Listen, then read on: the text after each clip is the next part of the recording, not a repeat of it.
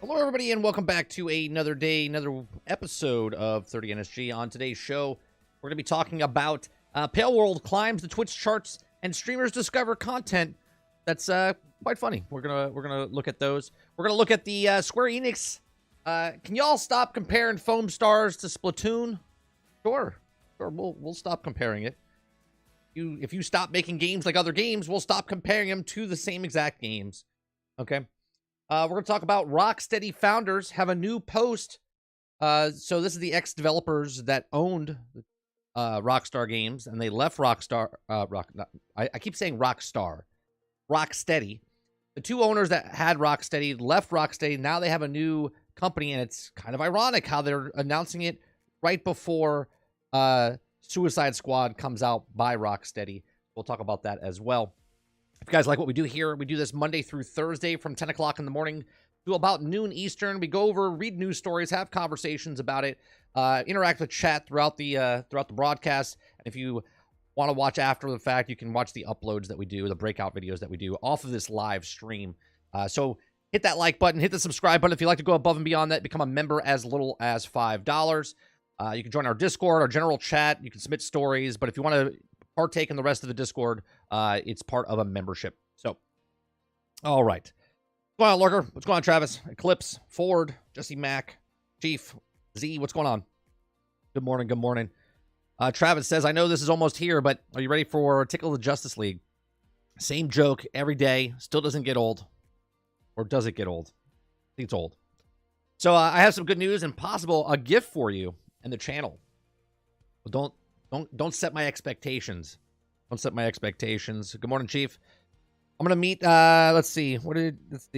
I'm gonna meet him next Tuesday. But a friend of mine says he's done with his PlayStation 4 and goes to Tsushima, so I might send it to you. Oh, well, I appreciate that. I don't ask for anything, but I appreciate that. All right. So today is the Xbox Direct. Now, obviously, I will not be able to do it live. Do it live. Do it live. We're not going to be able to do it live because that's when I go pick up my son from school and whatnot. So we will cover the Xbox Direct tonight on Generation X Gaming Podcast. That's what's going on tonight on the channel. What is this? Hold on one second. Someone just texted me something. Yeah, garbage. You, sir, are garbage. Yeah, so tonight we're going to go over the Xbox Direct. So everything that happens, the news with Indiana Jones, Hellblade 2, Avowed. I forget the other puzzle, or not the strategy game that's coming out, and also the ESO news, and any other kind of announcements that they talk about today for the Xbox Direct. So that'll be tonight, Generation X Gaming. Join me and Sarge as we cover that and other news stories throughout the week. Perhaps they're a new band, Arkham game. Maybe. Who knows? Who knows? Who knows? I think it's funny, though, that they announced there's an article that these guys are started their own. We knew about their new studio, but for some reason, now the story comes out just a week and a half before their old studio launches their big game that they've been working on for, 6 years, 7 years. But the first one I want to talk about is Palworld. Okay. Now, can I say these article titles are getting way too long? Like, way too long. Like, look at this title of this. Right? What is happening in the news department where the title is a paragraph? Title. Palworld climbs the Twitch charts and streamers discover it contains bird butt grenade launchers, human trafficking, and other bizarro acts of PAL cruelty. Now, I did say yesterday, didn't I?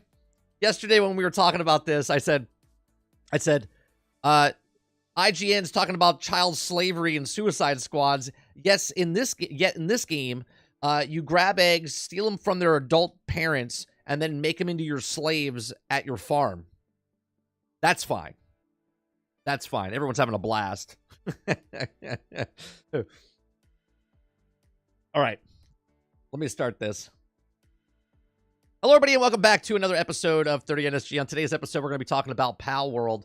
climbs the Twitch charts as streamers discover it contains bird butt grenades, launchers, human trafficking, and other bizarro acts of pal cruelty. Okay, Palworld, aka the game everyone has spent the last 2 years referring to as the Pokemon with guns, is out on Friday, but streamers have already broadcasting ahead of launch, and it's going off of early Twitch numbers. It's a hit. Wednesday morning Pacific time, Palworld had around 60,000 views on Twitch, and that figure that was climbing steadily throughout the day. At the time of writing this, neck and neck with Fortnite, each with around 85,000 views. Now, what I think is funny here, right? Again, I would like the industry to have the same energy level throughout each of those things.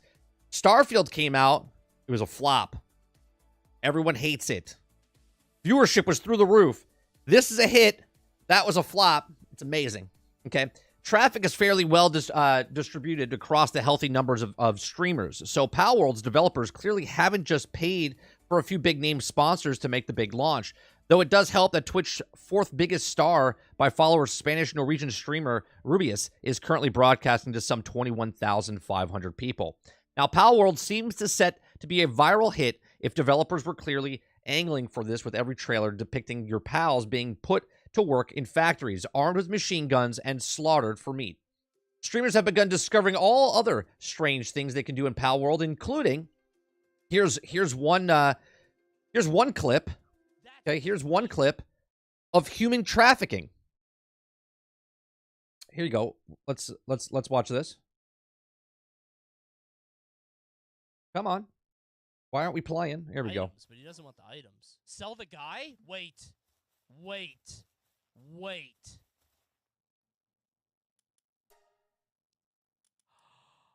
The guy is being sold for 562 coins. Right? He's like, I'm going to sell it. $562. And he's like, no, I'm not going to do it. Right? Then he goes back and he goes, wait a minute. How much does the animals cost to sell? Yeah. Wait, how much is a human worth? Humans All right. Oh my god, a lot. are like 4 times the amount. The only one close is this boss level guy here, and he's still cheaper. The comparable is the boss that I just Still did, cheaper and he's way more than the human that you can sell to a vendor. Human traffic in video games, capturing humans and selling them. Then you have this. Does it do a lot of damage? You got flamethrowers. Oh my god, it destroys. Oh my god, it destroys. Right? So people like that. Then you have this. You got chickens that are shoot eggs that are grenades out of their buttholes. I mean, this is appealing to... I'm not being facetious. This is appealing because a lot of people are like, this is fun.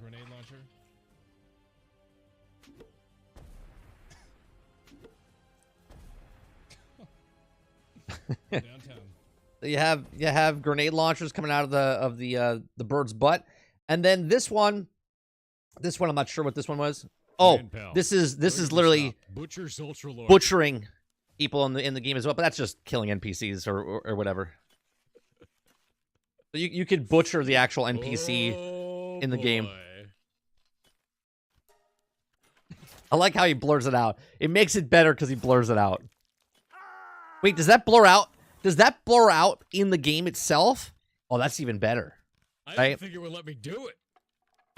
Does that blur out in the actual game? That's pretty fun. It says, and butchering the humans, pal, were trapped in the pal sphere. It says, despite some of the clear jankiness here and there, Palworld will be launching in early access on Friday, and the game seems to be running well. Most streamers, and currently the 5th most wishlist game on Steam. Get ready for a lot of more viral clips and hilarious of horrible treated pals in the next couple of weeks. I think this game, look, we talked about it yesterday. I have no interest in it, but we're going to play it. We're going to play it probably Friday night instead of Monday. But we're going to play it just because I like these open world survival things. When we were watching the video yesterday from Legacy Gaming, I wasn't a big fan of the, micromanaging the animals type of stuff. But after that was my first impressions, I watched a couple of streamers. I was watching It's Me JP play this game yesterday, and he was addicted. He played for like 9 to 11 hours straight or something like that. And I was watching what he was doing and what everyone else was doing. I was like, you know what? I can see the appeal. I can see the appeal of this. But again, I never really got into Ark. I played Ark. I played other games like those. I never got into Pokemon. Okay. Yes, this is not Pokemon, but this reminds me of that. And everyone says it's Pokemon with guns. We're going to try it, give it a shot. Who knows? Maybe I'll get addicted to it like I did Lego Fortnite for 2 weeks.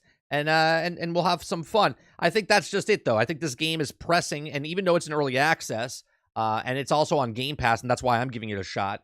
I'm not giving it $30 because I'm not interested in this game.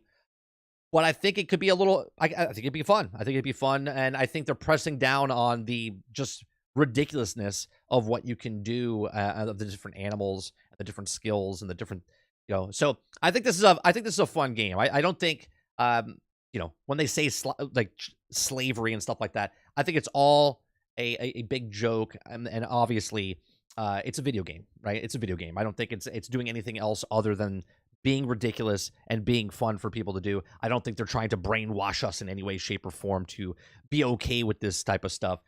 Joking yesterday, I said, "Oh, I'm going to take the babies away from the adults and make them my slaves," and that's what it is as the generalistic form. But yeah, it's just another game where you're micromanaging animals and building up your bases and going on. I think there's like raids and stuff in the actual game and boss battles. So seems pretty fun. We'll give it a shot when we play it. Let me know what you guys think. Are you guys liking Palworld? If you're watching other people play it, are you excited to play this game when it comes out on Friday in early access for everybody else? Because right now, just the streamers can play it. The people that got it ahead of time. Let me know in the comment section down below. Please make sure you share, like, and subscribe. And if you like what we do here, check out some of our other videos. Thanks for watching.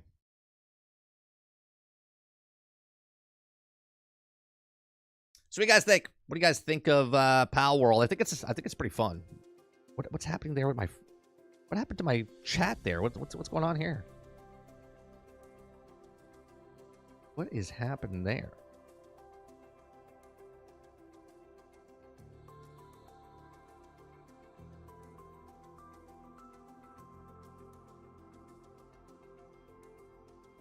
Hold on, I gotta fix my chat. Why is it? Oh God. All right, we gotta fix that. Gotta fix that.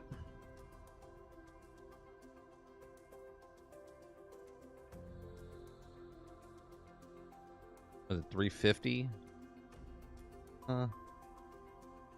325? 450? 500? 525? Almost. We're almost there. 540. There we go. There we go, chat. I see you now. I see you. Yeah, I don't know why it does. AI. AI. All right, let me see what you guys are saying here. I mean, aren't Pokey just slaves to capture them, to force them to murder one another? Yeah, that's what they are, Rose. But by cruelty, because aren't they real problems to worry about, right? Yeah, it's all good fun. So enslaved Pokemon start basically pit bull fighting rings. Yeah, that's exactly what it is. Because you get attacked when you catch a human.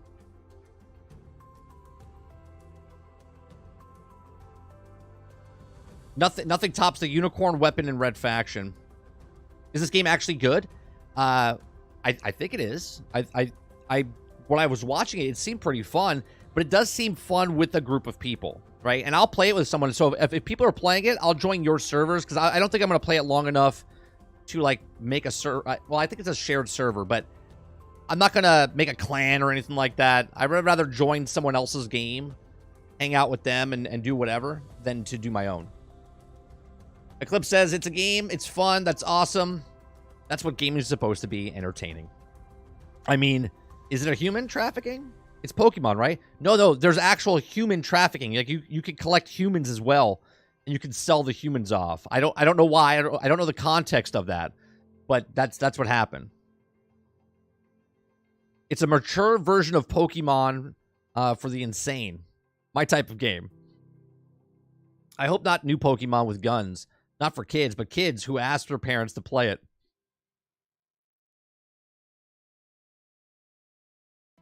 I watched the video before I came out that said you could combine your pals. Is that still a thing? Do you know? Well, we watched Legacy Gaming's video yesterday, Eclipse. They said there was no evolution in the game as of yet. Now, maybe there's like down the line. Remember, it's early access, so maybe there's like breeding where you take one animal and another animal and combine them to make a separate one. That would be interesting because that alone would be hundreds of hours because it's also time gated. Okay, so if you find an egg, like someone found a dragon egg yesterday in the stream I was watching, and they had to wait like 3 hours. I think it was like 3 hours for it to hatch. So I don't know how that stuff's gonna work. I don't know if they're putting microtransactions or anything in the game to speed that stuff up. I don't know, but we'll see. It drops at midnight. So tonight, midnight. So we'll play it tomorrow evening then. At the end of the day, the game is fucking... Wait, at the end of the day, this game fucking sucks. I don't see hype behind it. I mean, each their own, right? I don't find it exciting, but I'll play it just to show people what it is, right? So is this what Ash is doing now after it's done? Done in the anime? I guess. I have no idea. Let's see here. Dustin says I will play it. Looks terrible, Travis says. He says I broke my chat. I think you'll enjoy the survival games and Pokemon with guns. You'll enjoy this. We'll see. We'll see. Maybe I like it for a little bit. Maybe I can see the appeal.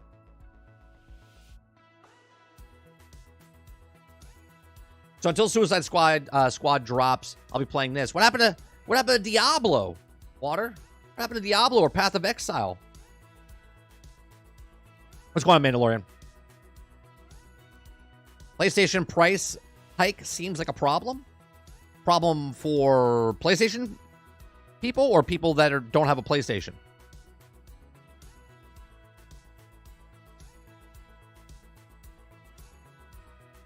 Since Xbox went up by $1 for Game Pass. I don't know where you're going with this, Mando, because we didn't bring up a topic at all about PlayStation or an Xbox. You're saying it's a problem for the price hike for PlayStation hike since Xbox went up $1 for Game Pass.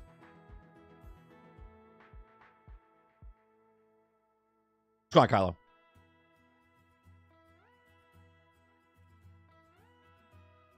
Ron says, Human Trafficking Simulator coming soon. Game Pass developer by Naughty Dog. That's just all a bunch of cross promotion there. It still reminds me of Cult of Lamb. I never played that either, Dustin.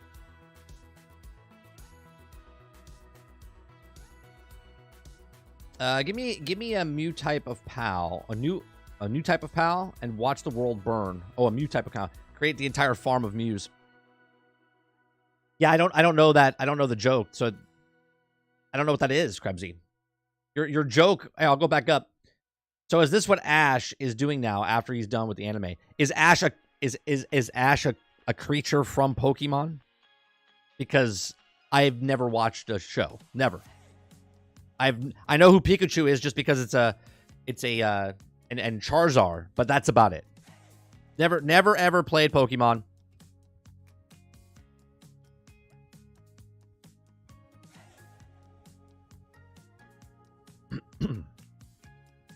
PlayStation price hike basically for PlayStation players, I mean. Yeah, but are you talking about the PlayStation itself or the PlayStation games, Ando?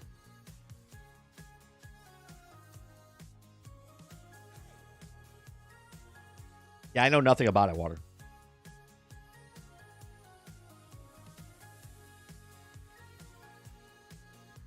Ash is the main character and Pikachu owner. Well, there you go.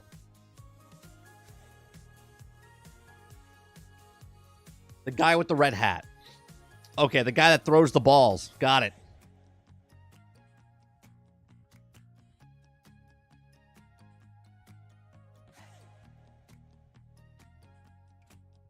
What did they raise their price to for PlayStation Plus now?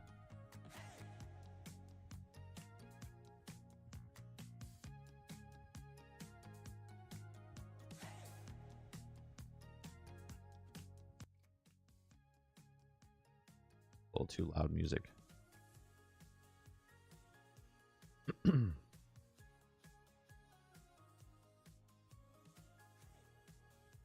make it harder to pay for it?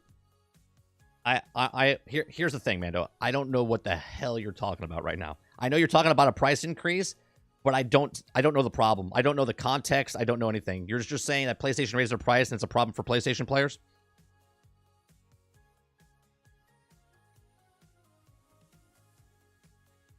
For the first tier for PlayStation Plus, it's $70 a year. $80 a month seems like a little bit much. $80 a month. $80 a month.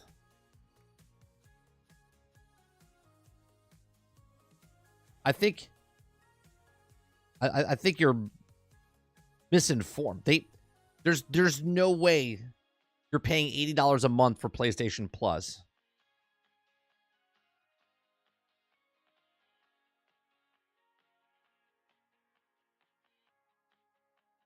I think I don't know where you're going with this at all. Yeah, I was gonna say $80 a year.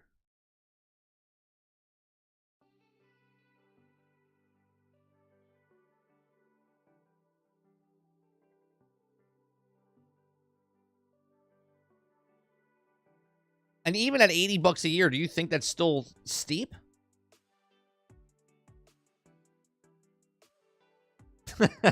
Travis says $80 a month. I better be getting a BJ with that much.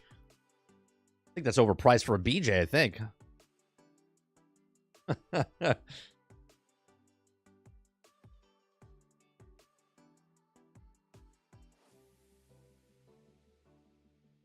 Or are you mixing up the game price increase, the leak, with the sub-service increase that happened? Yeah, I don't know.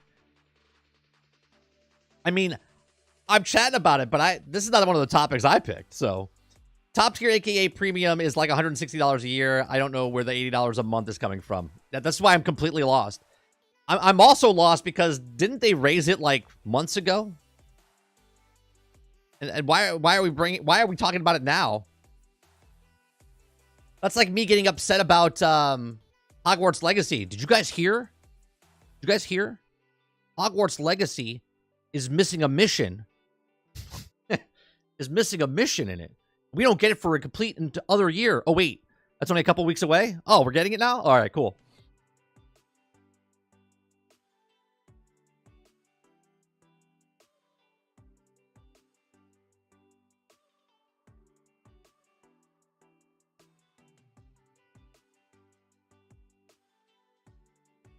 Yeah, I'm not one of those channels that's like looking for hot topics and you know, did you hear?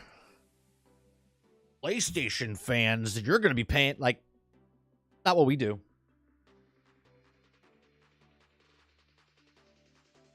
Heck, technically they raised it last year. That's right. That's right.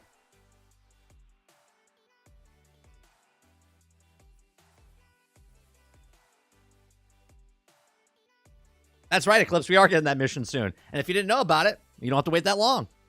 And if you did know about it, you had to wait a year. Hot Topics, great store. Is that still a store? I haven't been to the mall in fucking forever. Is Hot Topics still a store? Or is Spencer's still a store? I thought Spencer's is Spencer's still a store. One of them went out of business, I think.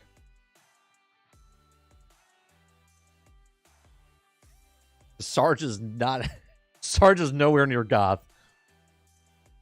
Goth confirmed. No, Sarge is definitely not goth. Ooh. You got a Hot Topic and a Spencer's. Look at you. I remember when I was younger, we always go to Hot Topic and we always go to Spencer's.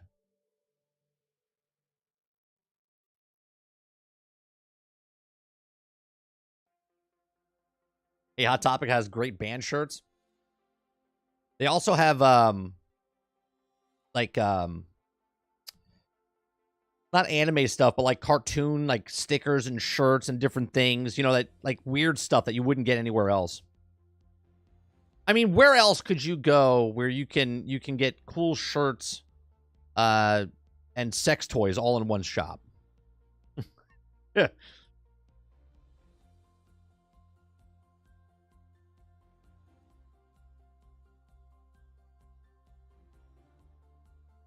That's right, Rose. They also have bongs and dildos. That's right. The one-stop shop.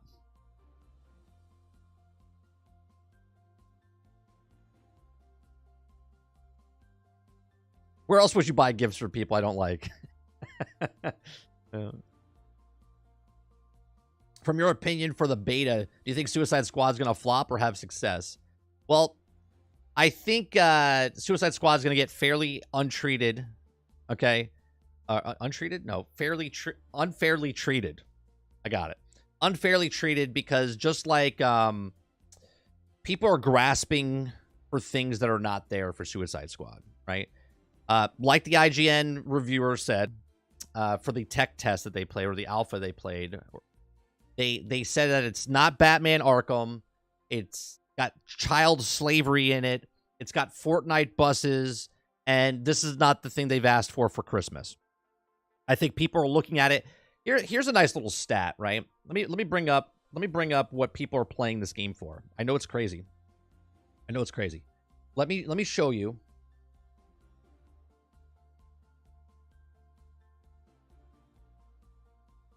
This is what people are playing the game for, right? Here is... This is the community that I posted, right? And 358 people voted.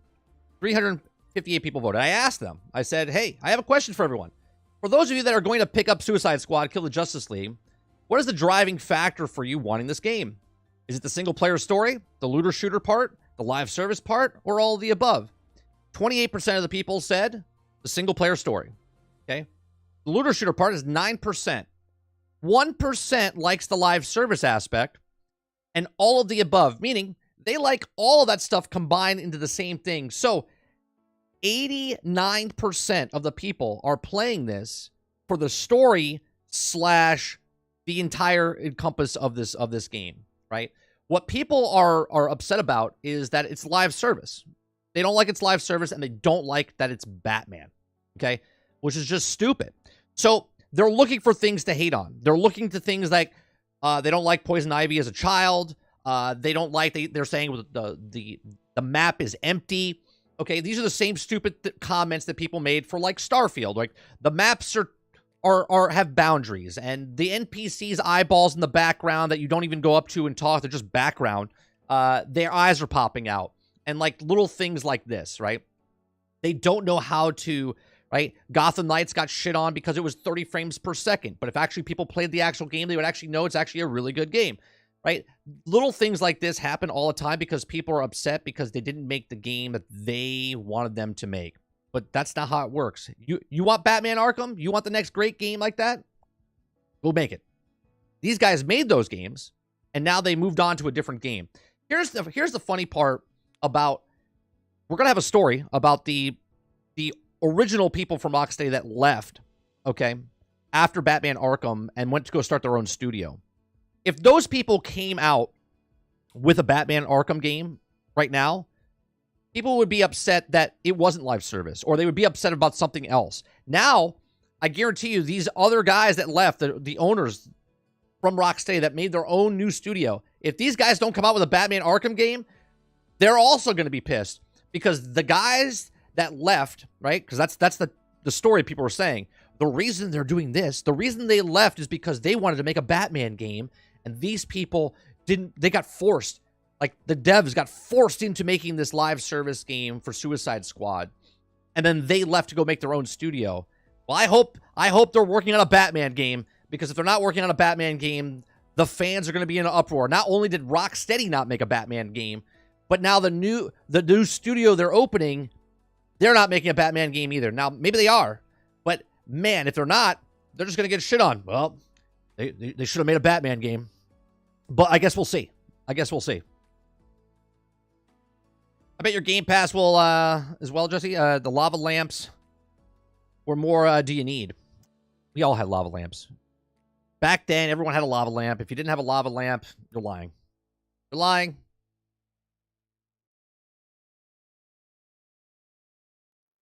Don't forget the Flash is too fast. That's right.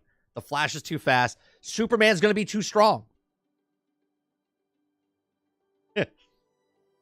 Oh, that's another thing. They were mad because of story beats, and they're like mad because the title of the of the game is called "Kill the Justice League," and they're like, "They better not kill anybody in the Justice League." Okay. Last night, Kingard said when he played Gotham Knights, he was like, "I thought this game was garbage, and it's not just everybody wanted Arkham." No, he thought this game was garbage. No, that's not what he said. Oh, garbage. It's not. It's everybody wanted it Arkham. Yeah. He thought the game was... He thought the game... He's like, I thought it was going to be garbage because everyone was talking about it. But he played it. He's like, it's actually really good. Another game people complaining about is Star Wars Outlaws because they couldn't change the character calling her a ripoff Han Solo. Well, those people are idiots. I mean, that's just it. If anybody thinks that that's the reason to hate on the game because it's a ripoff of Han Solo, you're an idiot. If that hurts your feelings, at least you're aware that you're an idiot.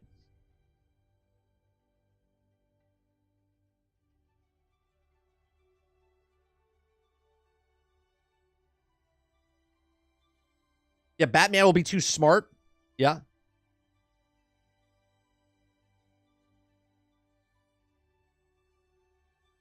Han Solo wasn't the only smuggler in the universe, but according to the clowns, that'll be it.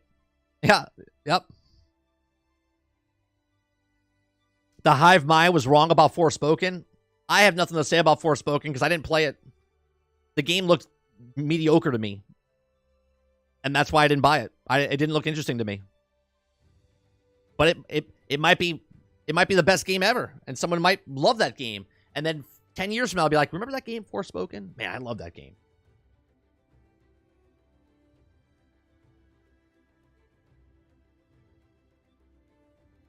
I literally saw someone complain, right? They were just following suit of everybody else.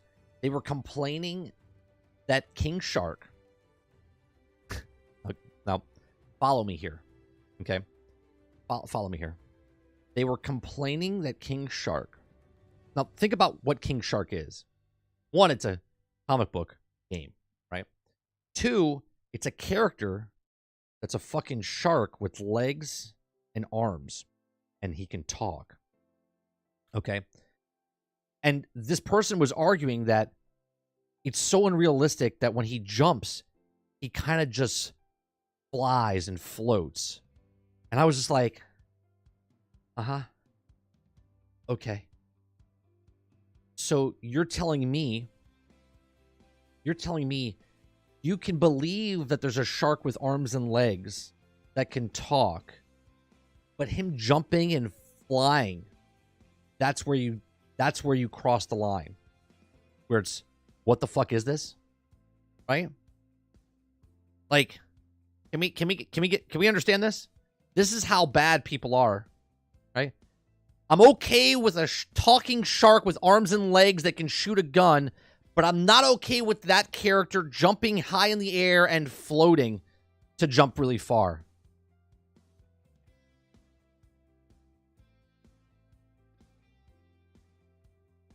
You're an idiot. You're an idiot.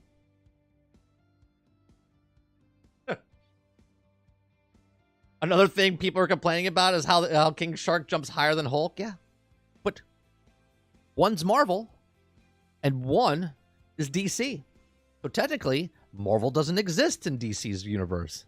So it doesn't matter.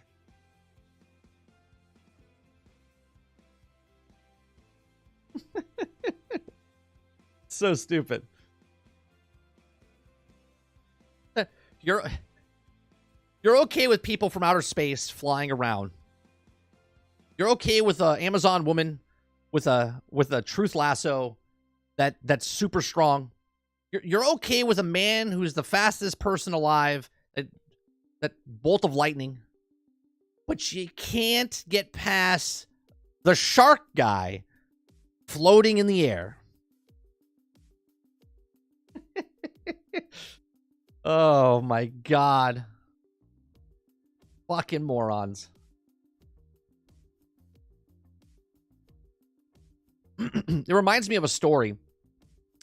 I went to, back in the day when we went to go see Captain America in theaters, right? Captain America came out, and at the end of the movie, you know, everyone goes to the bathroom. Everyone's in the stalls and urinals, and I'm standing at the urinal. And the guy pulls up next to me. He's talking to his friend. He's like, I don't know about this movie, man. You know, all the laser guns and the stuff they were shooting, it doesn't make sense how they just weren't hitting anybody. And I looked over at him and I said, so you were okay with a superhuman character and a bad guy that had no face named the Red Skull, but the guns were too unrealistic for you? And he just looked at me and goes, fuck you. And I went, okay. Right? That's the same guy that's putting in a comment section that he doesn't like the shark floating in air. Jesus Christ. 30, they did not mind the jumping. It was not realistic enough. How many rows of teeth does a shark have? Does he stop moving and he die as well? Right? Right? Like, if King Shark stops moving, he's dead. He's dead. He's okay with a humanoid shark walking on land, breathing air, but not okay with him jumping. Yeah. That's my point. People are literally making videos just for clicks. Just for clicks. I knew people who couldn't get past the talking tree in Guardians of the Galaxy. Right, you can go to space, you can talk to aliens, the raccoon's fine. But a fucking tree? Come on, that's unrealistic.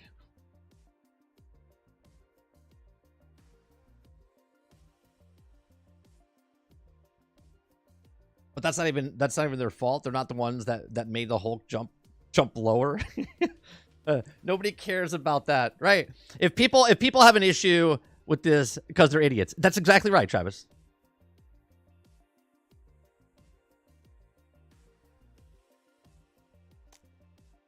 Oh, it was Raptor. No, it wasn't Raptor guy. No, it wasn't your Raptor.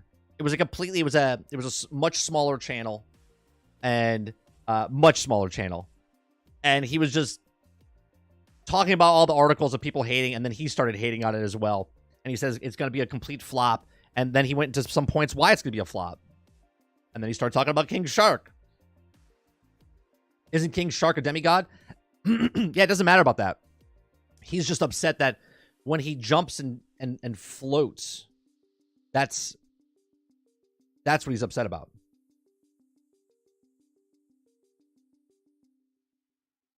Some people were like, we can't get a Justice League game over Suicide Squad. There's some people already thinking that you're going to be able to use the Justice League members in some way, shape, or form down the line. People are going to get their expectations super high, right? And they're going to be disappointed when the things that their imagination is making for themselves, that is not true or not, okay? Even if it is true, it's not in the game yet. So you shouldn't get hyped up about something that's going to be potentially in the game down the line. You should just see what the game is, right? The game is what the game is. Don't make the game what it isn't.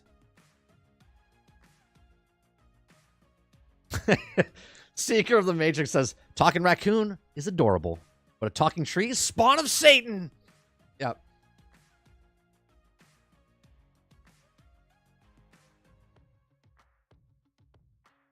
It's ridiculous, right? And people, look, I don't want to tell anybody that you can't have an imagination and get psyched up being a fan of something, right? Like, can you imagine? Can you imagine if this came in and they put this in the thing? And that's cool. Like, you just talk to have fun because you're passionate about the movie, the film, the show, the book, the game.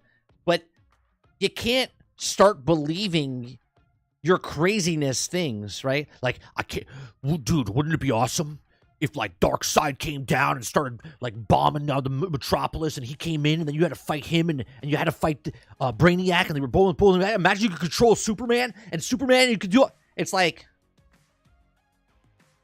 calm down. Because if none of that happens, you're going to be like, this game sucks. It's like, how about you play the game, hey, wasn't it cool when we fought Superman? Man, that fight was hard. Right? I don't know how IGN's going to do it. If Flash is too fast, Green Lantern's going to be too green. Batman's going to be too smart, like someone said, and Superman's going to be way too strong. I can see it already. See it already.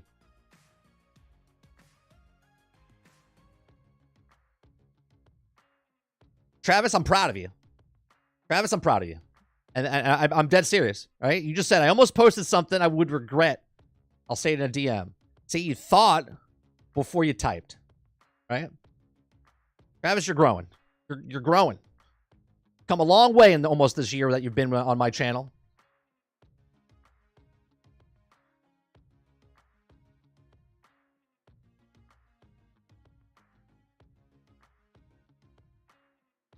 Oh, that's called fan fiction. Yeah. But the fan fiction becomes reality in their brains. And when their reality in their brain doesn't hit, okay, that's when they're disappointed in the game.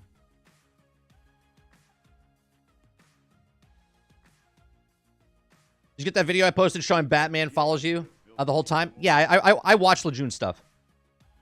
Xbox Direct today. Yeah, L. I won't be covering it live, but me and Sarge will cover it tonight on the podcast because it happens at 3 o'clock, and I won't be home because I got to pick up my kid from school, so I'm going to miss it. Thank you very much for the $5.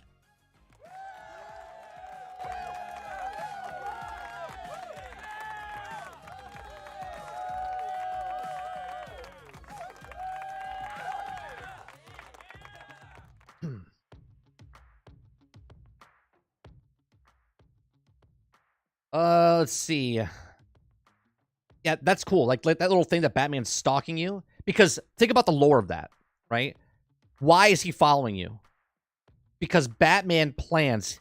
Batman knows what you're going to do when you're fighting him because he's done his research. And the fact that Batman is following you in Suicide and he's like stalking you, in the story makes sense. In the game, it makes sense because, okay, because that's what he does.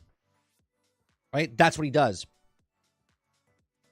So when you fight him, he's been watching you. He sees what you're doing. That's cool. What am I watching at 3 p.m.? The Xbox Direct, Sarge.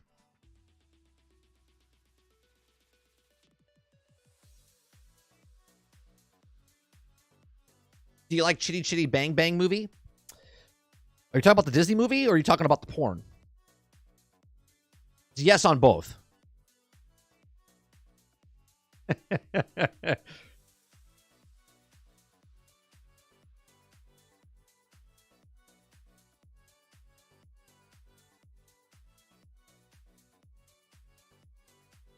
Have you seen the Harley Quinn show? I have not. I don't have HBO. I don't have cable. I don't have cable, and we don't pay for HBO Max. So.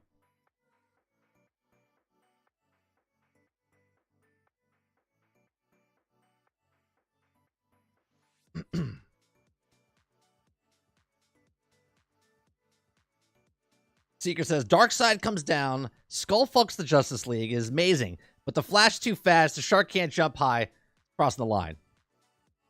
Now you're getting it, Seeker. Now you're getting it. What's going on, Mo? Mo put in some time, man. Mo posted in Discord this morning that he finished Prince of Persia, right? What'd you put, 37 hours in? Man was on a mission. He did a marathon. That game came out and he's like, I ain't putting this down.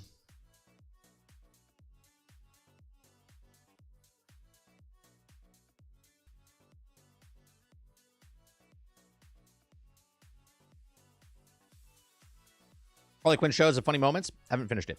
Yeah, I don't get to watch a lot of stuff. Like, I'm a stay-at-home dad. Take care of my son when he's home. I do this in the morning. Take care of my kid the rest of the day. At night, I do this again. And then on the weekends, I hang out with my family. So I'm either working, taking care of my kid working on the farm working, or I'm hanging out with the fam. So I don't really watch. I watch a lot of YouTube. Read a lot of articles. Watch a lot of YouTube.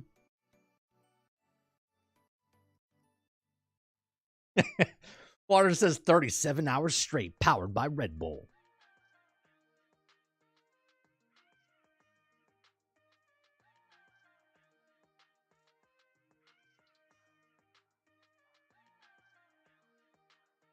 Isn't that where people were in an uproar on HBO Max because she's like bisexual or lesbian or something like that? Isn't that what people were upset about? Is that the wrong show, or am I thinking of something else?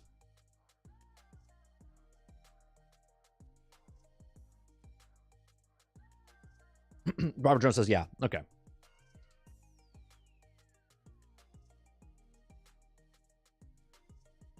This gaming session is brought to you by Red Bull. Try the new Blue Raspberry now with code FLASH2FAST.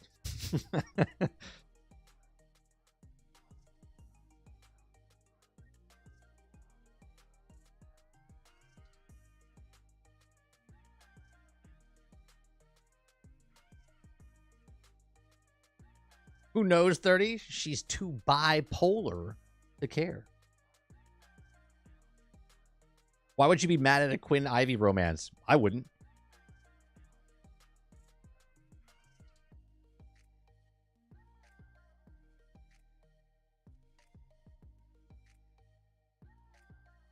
I know plenty of girls in the college years that were experimenting. You know, whatever.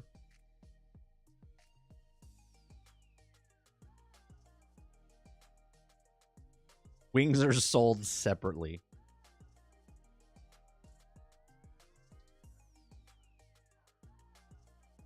I did another poll on what's it called? On Suicide Squad, and I'm shocked about it's actually pretty like, I thought King Shark was going to be higher up, but 30% Harley Quinn out of 455 votes on our channel. 455, 30% on Harley Quinn, 29% Captain Boomerang, 18% King Shark. It's probably because he doesn't jump far enough, or they can't believe he can jump. That's the problem. And then Deadshot at 24. It's because it's a shark and he floats, and they're like, I ain't using that guy. Who can play this game with a floating shark? Okay that he talks and super strong and he's a demigod, but floating stuff. Oh, I don't know how you get past that.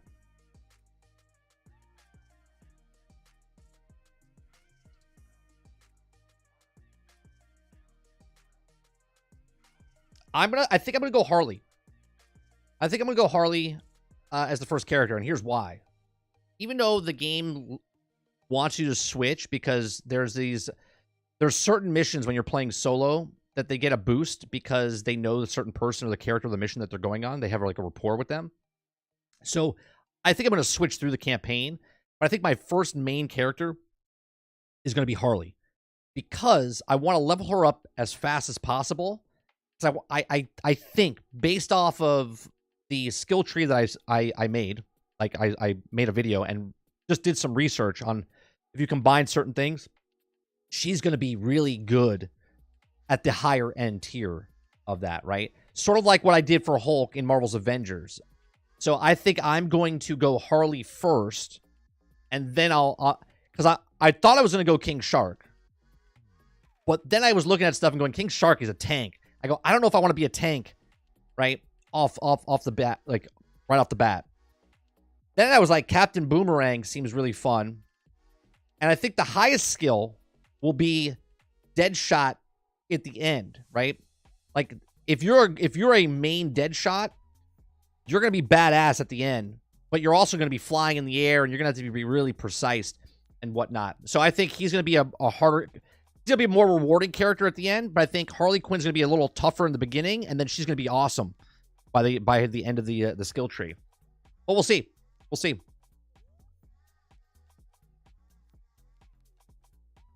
I wonder who would win, King Shark or Pennywise. I need to know who floats more.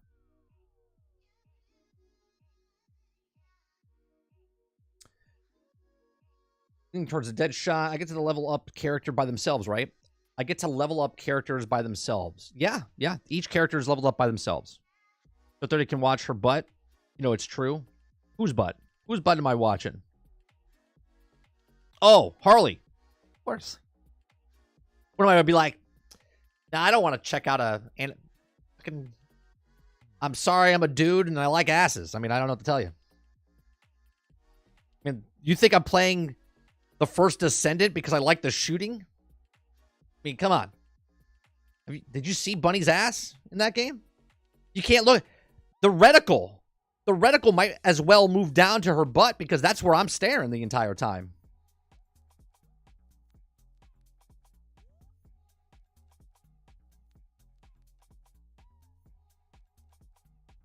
Just fully level 1 character, so I picked the main. I don't have to level up every character like some do, so I have to focus on making one badass. Right, you could focus on one making badass, but at the same time, if you level up that character to get to the end game, to like level 30, and then you can start making your other characters stronger by using the squad talents, which is good. Because if you want to put more time into that one character, your character is getting more badass, and you're also making your other characters stronger, so when you do pick them up and start leveling them up, they're already stronger than they were before.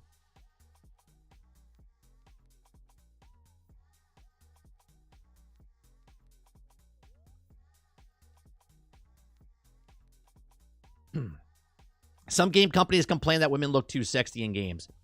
Yeah, I don't know why. Me and Travis were having a conversation on Discord today, this morning, and I think it's stupid.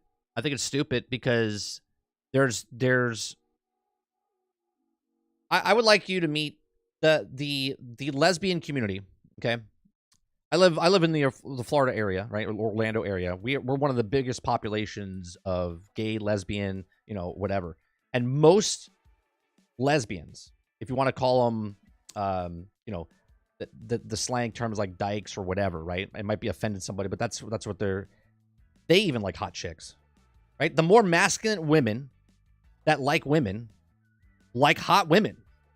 Men like hot women, right? But men like anything that moves, really. But I don't know the reasoning behind people going, oh, attractive people are bad.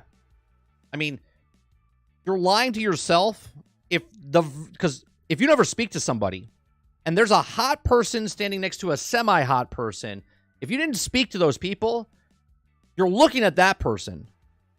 And then when they open their mouths up, the one that's less attractive now becomes more attractive because now you're getting to know the actual person.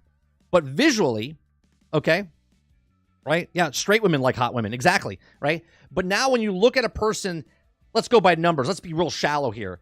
A 7 and a 10, a 5 and a 10, right? You look at the 10, but when you look at the 5 or look at the 7, all of a sudden they become an 8 or a 9 because you actually get to know the person, and you speak to the 10 and they become a 6, okay?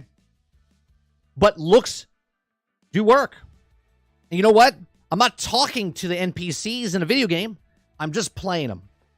So I don't care what their personality is because it's at zeros and ones on a page, and I want to be entertained, and I want to be visually pleasing. So put the hot chicks in the games, and if you don't want to play a hot chick, then make a hot dude. Who gives a shit?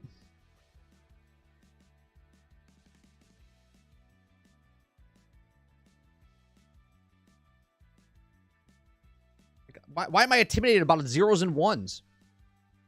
That person is too good looking. Can't have that in a video game.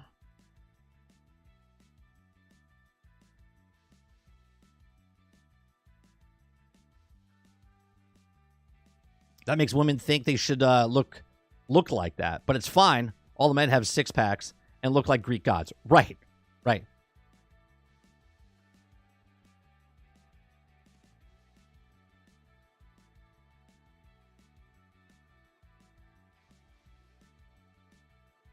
Sensitivity training in games, remember. Yeah, I guess. Someone's offended that they're offended, right? Hence why this happens, right? Hold on. We're about to talk about Foamstars, right?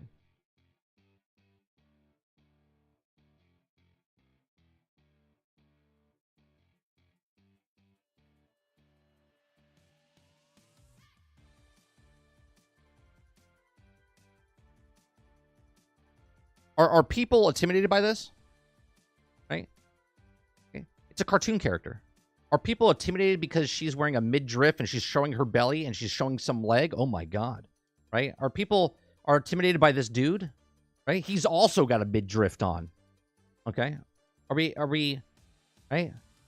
Can't have that. Look at her. She's just too hot, right? Do you know why it's appealing for the art style and what they're making the characters look like? Right? Because it's visually pleasing. Right? Right? That's it. Right? Look. They just look cool.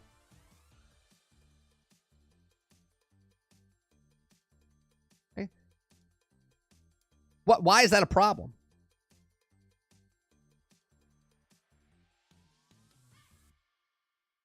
Offended that you're not offended. Maybe, you know what? Maybe that's what I should call my podcast. Offended. Offended with 30 and still gaming.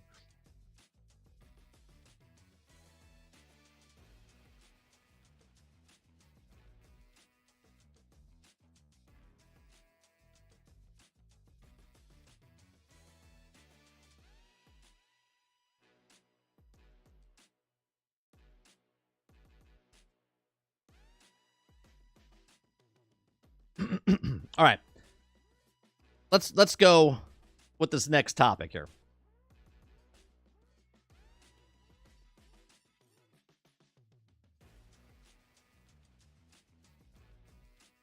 You should call it safe space and then try to get people out of their safe space.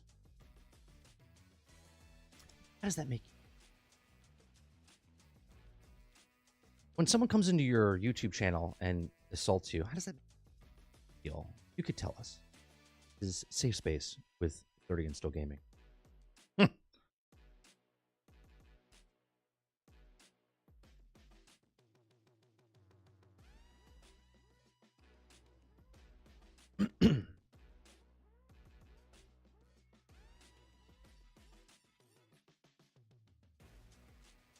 All right, Square Enix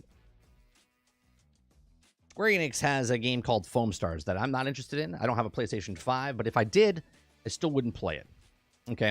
This is not me shitting on the game in any way, shape, or form. We're just reading the article. I'll give you my thoughts. We do this Monday through Thursday from 10 o'clock in the morning until noon Eastern. If you like what I do here, please make sure you hit that like button. Hit the subscribe button. If you like to go above and beyond that, you can do a membership as little as $5. All our content is free. We do live streams, uploads, gameplay, podcasts. So check us out. Hello, everybody, and welcome back to another episode of 30NSG. On today's show, we're going to be talking about Square Enix. Can y'all stop comparing Foamstars to Splatoon? This article comes from Kotaku. It says, Foamstars is an upcoming competitive online shooter from Square Enix that has a lot of people are publication. Kotaku included, have referred to Splatoon clone or Splatoon-like. Apparently, Square Enix is bored of all of the comparing of its foam shooter with Nintendo's popular ink shooter. Now, obviously, they were going for that crowd. If they weren't, they wouldn't have made it Foamstars in a board where you have to shoot foam at each other and whoever has the most, foam on the ground. You know what I mean? It's literally like it's been inspiration by Splatoon. Call of Duty gets compared to Battlefield. Battlefield gets compared to Call of Duty. Suicide Squad gets compared to Marvel's Avengers. Marvel's Avengers gets compared to Anthem. Anthem gets compared to whatever. Okay. Announced last summer, Foamstars is PlayStation 5 exclusive online shooter that pits two teams of 4 against each other, and they shoot pink and teal foam depending on their team affiliation at one another until the character's completely trapped and then bounce off the stage. When they reveal, everyone had the same thought. Oh, that looks like Splatoon. While Splatoon features ink and Foamstars uses foam, the idea on the online shooter not built around shotguns and headshots, but spreading colorful materials around the map using odd goo guns seemed pretty dang Splatoon. All right, but after months of hearing comparisons, Square Enix seems to be over it. In an interview with VGC, Foamstars producer has asked, he was asked if he's bored of people comparing the two games. According to the outlet, he laughed and responded, "First of all, yes." Can I say, what a preemptive question to ask? Are you bored of people comparing your game? Like, I would have asked the question of, what was your inspiration to making Foamstars? and then listen to what he said. But he preempted him saying, hey, are you basically, are you offended that your game is being compared to another really popular game from Nintendo? Okay, but let's continue. He says, there have been many comparisons on the internet, but also he saw on social media that people who actually played it saw that it was a completely different game. Now, the producer further explained that he believed that the mechanic of having things you shoot stay around the area during the match is very unique. Okay, he also told VGC that it was also be an honor if fans of Foamstars and Splatoon eventually created a nickname for their odd genre. Okay, so when Square Enix asked by the outlet to actually provide a genre name, they finally offered online party shooter. Okay, good enough. I guess I prefer something like ink foamers or foam splatters. Man, they put enough thought into that where they thought, hey, let's make a game like Splatoon. Do you think they made Foamstars without ever bringing up Splatoon? Let's be honest here. Did they actually sit in a boardroom and say, hey, let's make a game like, what's that game? The one on Nintendo. The one where they paint the things, right? They never brought that up? You don't think they ever brought that up? You don't think anyone brought it up inside the studio and said, hey, why don't we make a game like Splatoon, but we change it up? I don't know. Yeah, the Goo game, right? So, will Foamstars find a player base? Elsewhere in the interview, he acknowledges that the biggest risk for Foamstars isn't being compared to Splatoon or people making too many bodily fluid jokes, but instead that it's a PvP game, and instead needs a lot of people playing it all the time to succeed. And that's not easy to pull off. In an era where Fortnite, Warzone, and other free-to-play shooters are topping the charts to help Foamstars succeed, Square Enix is taking a Rocket League / Fall Guys approach and launching PlayStation Plus as a free game for 1 month. A free game for 1 month, so you don't get charged for it. They want an influx of people to go in, and then they turn on the store of what the cosmetic's going to be like, right? So what is the actual price? I don't know. I guess we'll find out later. Or if you know in chat, let me know. So Square Enix Executive Director Publishing Strategy Rich Briggs told VGC that they hope that PlayStation Plus deal will help the game rapidly build up a community and player base. Now, quote, it's a big part in how we can build the Foamstar community right out of the gate, making sure that we can have the entire PlayStation Plus install base have access to the game for free for a full month. And then you keep it as long as you got it, a valid subscription. Okay, said Briggs. When we get those experiences, it becomes a community for a long term. Having the really big launch just felt like an easy win. It's also an easy way to get a lot of people to try a shooter to stop making Splatoon and cum jokes about it. Well, that's nice. Okay. And the question is, will people eventually stick around and keep playing the game after it launches on PlayStation 5 and PlayStation Plus on February 6th? That remains to be seen. Now, what I find funny here is the people that give shit to Xbox for having games that are on Game Pass. Now you have a game that's coming on to PlayStation Plus. So I wonder if they'll keep that same energy going into, well, Game Pass games that come straight to Game Pass are crap and bad for the industry. Then here we are. Foamstars coming to PlayStation Plus. Is it going to be a bad game? And is it going to be bad for the industry? I don't know. You let me know, because I ain't playing it. Okay? Because I have no interest in Foamstars. I think this game might find a little following. I mean, Splatoon is a very popular game. They made multiple Splatoon games, but that's a completely different audience over there. This is trying to take adults, okay, or older teenagers and try to bring them in. And I'm sure they didn't make the girls good looking in any way, shape, or form, or the guys cool looking in any way, shape, or form, because they weren't trying to appeal to those people. I don't know why they didn't just make them all ugly and put them into a game. I'm sure everyone would love to play ugly characters in a game that's free to play on any platform. But these are just my thoughts. Let me know yours in the comment section down below. Do you like Foamstars? Are you going to play Foamstars? Are you going to dive into Foamstars? Let me know in the comment section down below. Please make sure you share, like, and subscribe. And if you like what we do here, please check out some of our other videos. Thanks for watching. So do you think that they're wrong in comparing these two games? I mean, hell, people are comparing Starfield to Spider-Man. Like, people compare things all the time. I mean, if I see a duck and the duck is wearing lipstick, he's still a duck, right? Foamstars is a Splatoon game. I would call it a coverage game, right? Because you got to cover the board in your team colors or whatever. That's what it is.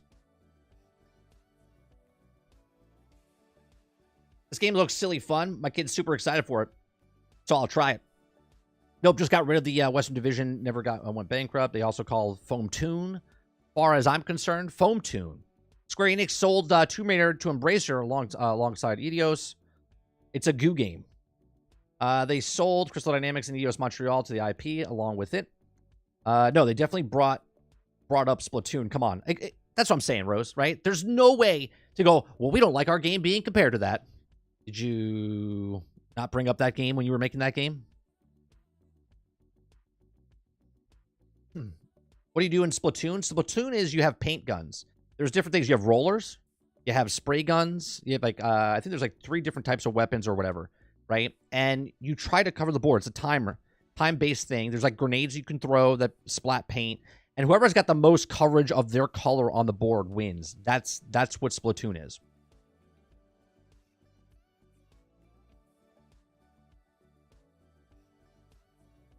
Foamstars, Splatoon are different ideas. Same mechanic, but just keeping people complaining about 2 different things that are different ideas. Nope, it's on PlayStation. It doesn't count. Foamstars is Super Smash with guns. They will also try to act like, well, here, you know what? Let me bring up Foamstar. Right? Well, let's bring it up.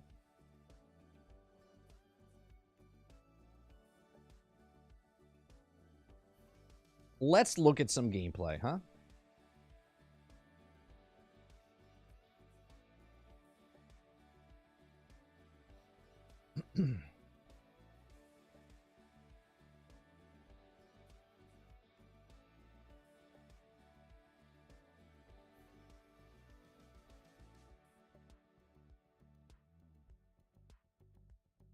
Okay. Yeah. Yep. Build up foam.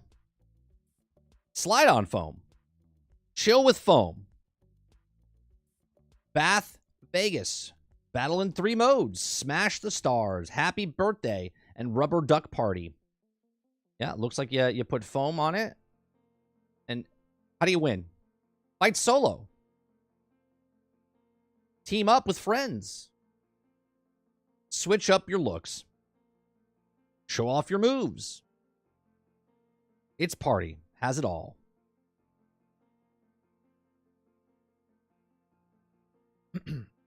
Now let's look at Splatoon.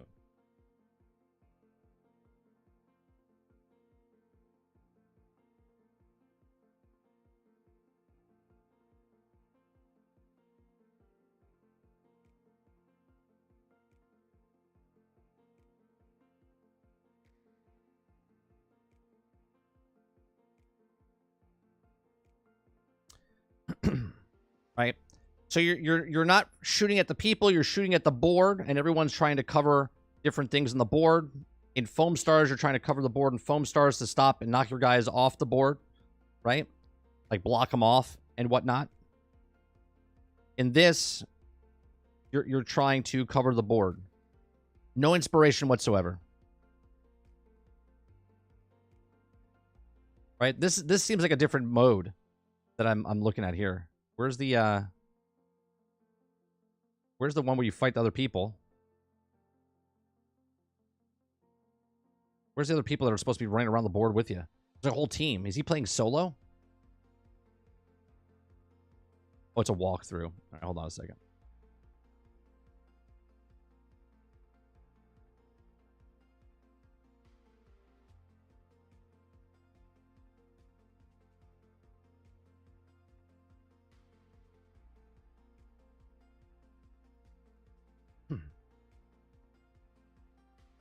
And you can shoot people, right?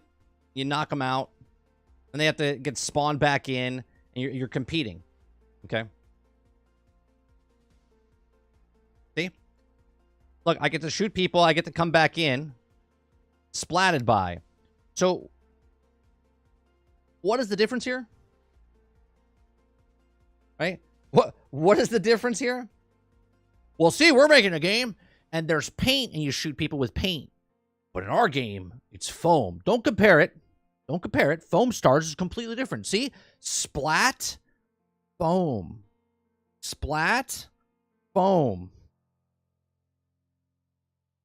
Don't compare our game. Has none of the same mechanics.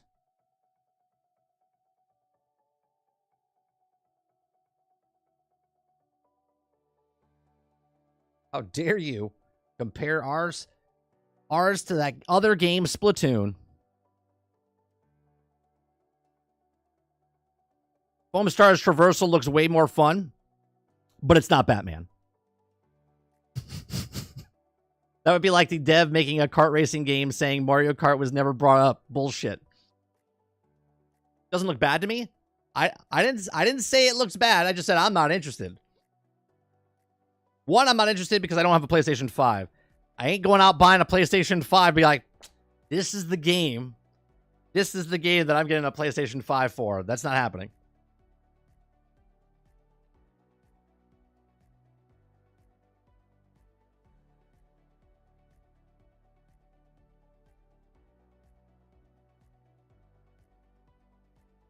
In my opinion, the game needs a Switch build ASAP.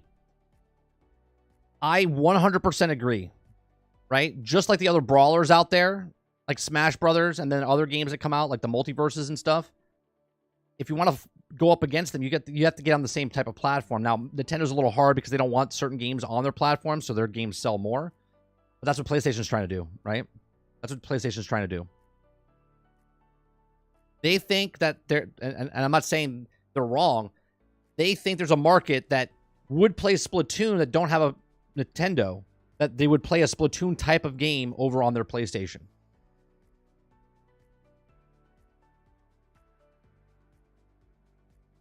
Sony needs more games. They sold off Avengers and Tomb Raider. Seems like the games are pretty similar.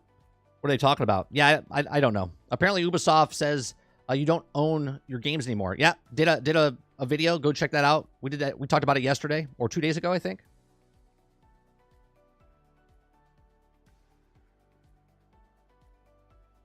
Square Enix said they're doing less games at higher quality.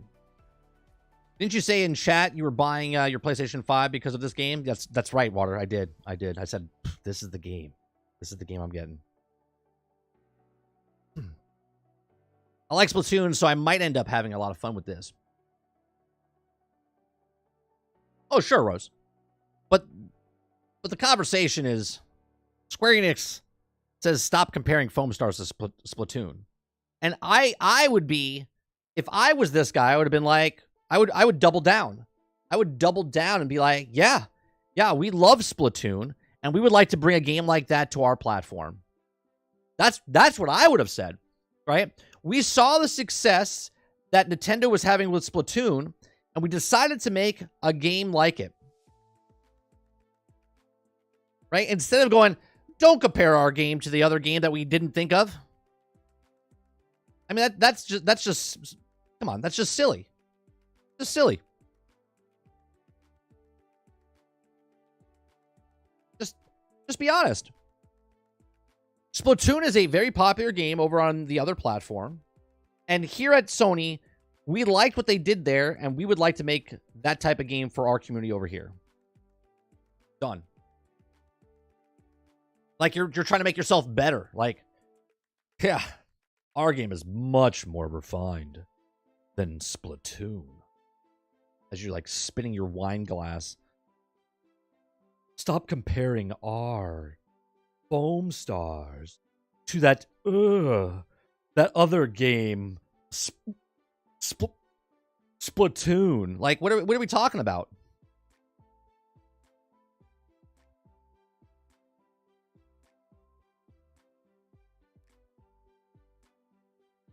Because doing this and everything is an unspeakable sin. You can't copy. They copy all the time. There's mobile markets. The mobile market copies 1-for-1 games against other people in the mobile market, and they all make money. It's crazy.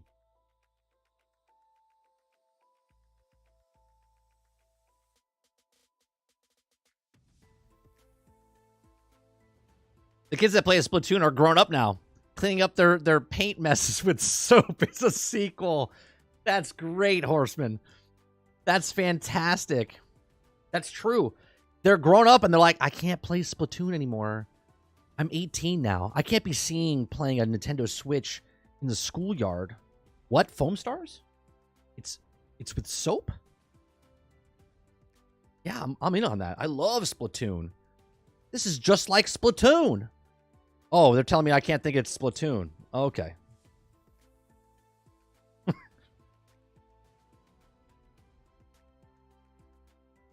Exactly it. It's the sequel on a different platform.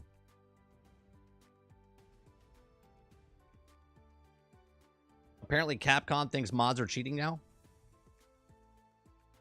And are you just going down like a list of bullet points? You're like, all right, that last topic didn't hit. Let me go down the next one and see if he's going to talk about that. Are you trying to be a producer like Travis? Trying to be a producer like Travis? And Travis is not my producer, by the way.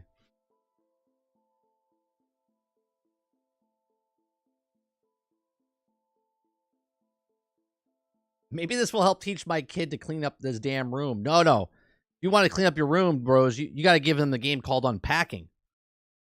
That will teach kids how to clean their room up and organize.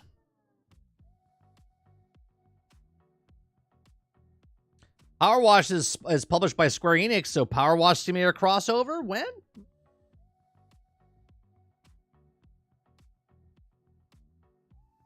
It seems like one of those games that will be popular in Japan as a party game. Yeah, no, I think there'll be a market.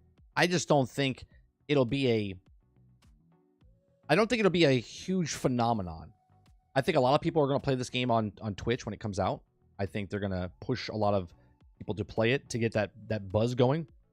They have it free for 1 month on PlayStation Plus, and then it goes to $30. I think they're doing that on purpose. One, they're going, hey, this game's free, and you get to keep it. If you download it that first month, you get to keep it.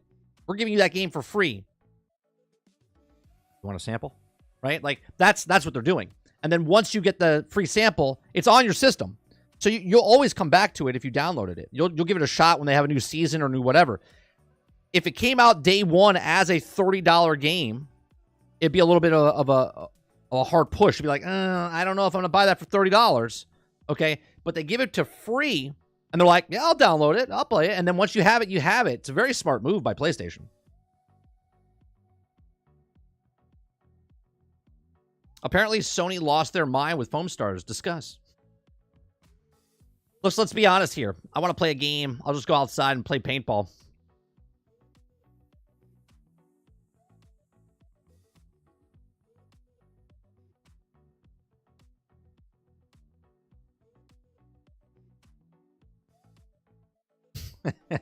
Nope, I'm the producer. Now I hear Mike say, I'm not his producer, but I might have selective hearing. So you're like my kid. Don't do that. Do that? No, don't do that. Do that? Don't do that. Got it. Do it.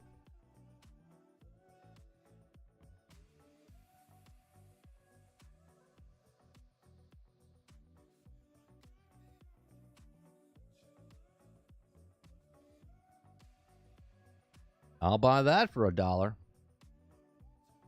right, next one.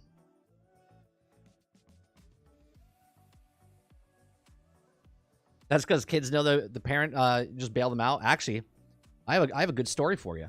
I got a good story for you, Travis. So my son the other day, I picked him up from school, and he gave me a story, right? And he's like, I was on the playground today, and he was a little upset. He was a little upset about this, right? Right. So my son's 9 years old, and I've talked about Taylor Swift on the show because my wife is she's a fan of Taylor Swift, right? So me and my son have to endear with, listening to the music that she plays and whatnot. So my son was on at recess, okay, and he was humming a Taylor Swift song, okay? And the kid, or his arch nemesis, or his bully, okay, that he got, or almost got, I should say. Kid started screaming. He said, my son's name. He's like, such and such. He's a Swifty, blah, blah, blah, and starts screaming. And my son was like, no, I'm not. No, I'm not. Right. And he was trying to defend himself. So he was upset, gets in the car. When I pick him up, he tells me the story. I said, what'd you do? He's like, I was screaming at him and he still did it. I go, of course he did it. I was like, he saw that it upsetted you. So he started doing it more. I said, I would have doubled down. Right. And this is how I teach my son. I go, I would have doubled down. I said, I would have started singing. Not only one song, I would have started singing multiple songs, right?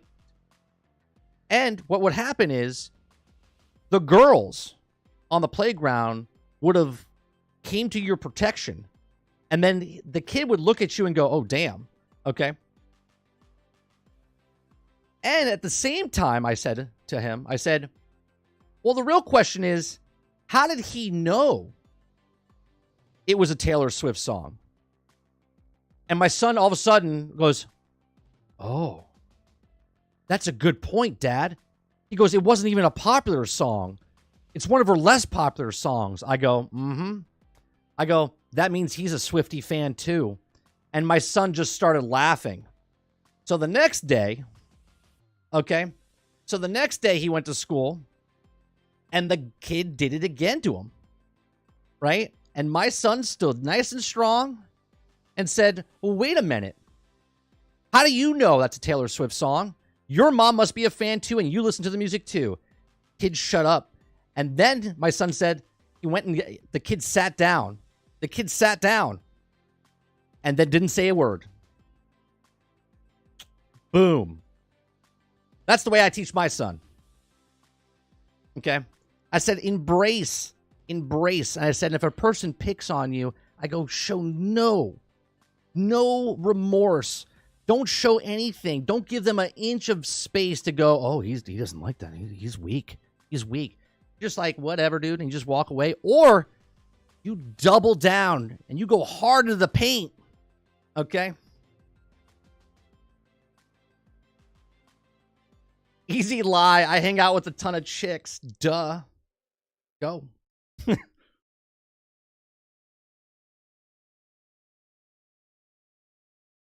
Intelligent critical hit +5. Skill unlocked.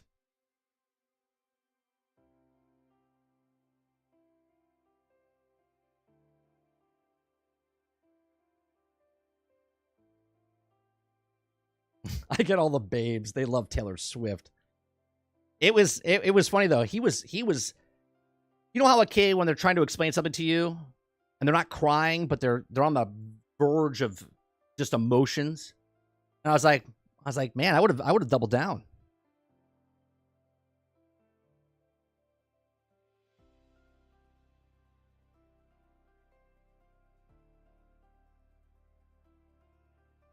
There's that little story.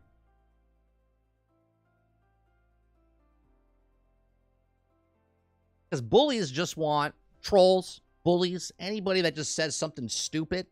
They just want to see if it's going to get something out of you, right? And in that moment, you have to process that and then react or not react based on what was said or done. Now, obviously, the quick-wittedness of that would have been better in the moment, not the next day, but it still worked. Still worked.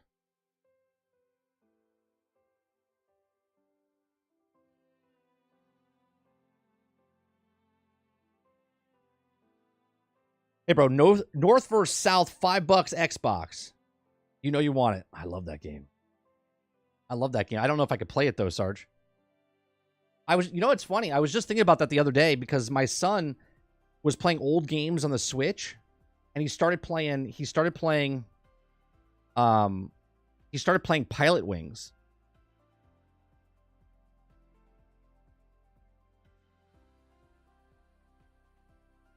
Right? And I was like, I wonder if North versus South is on there. And it didn't pop up, so it's not on there, but this is what Sarge is talking about. This is what he's talking about. North versus South. I rented this game from Blockbuster. I don't know how many times. I should have just bought it. Right? So basically, yeah, you had territories. you take over territories like Risk, Fortress America, Shogun, any type of game like that. Then you attack. Okay, then you attack.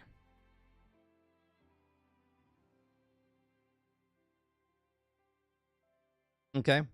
Then you take over the area. And there's like different things that you could do. You can get more money by robbing the trains and whatnot. And there was different storms and different things. Such a simplistic game. Let me get you the train stuff, right? You would have the train where hold on. Right? You hijack the train. Right? You gotta jump on the train, you gotta fight. You can't let the timer catch up. You gotta fight your way. Oh, this dude's not very good. Oh, you missed it, dude. Oh, you missed it. What a bad. Is that IGN who's playing? Who's playing this? Who's playing that? Must have been a journalist.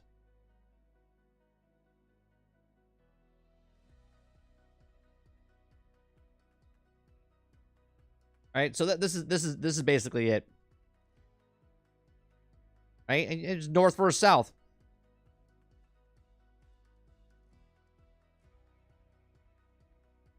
How much does it charge? 75% off, $5. Maybe.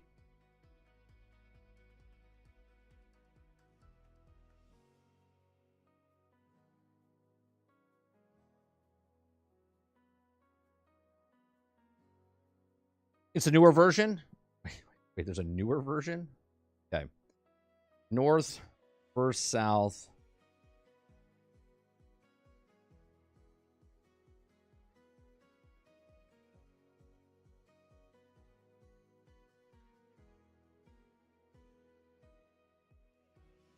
Oh. Is this the newer version? Oh, look at that. Look at those graphics. Graphics are so good. Is it 60 frames? Oh, look at this.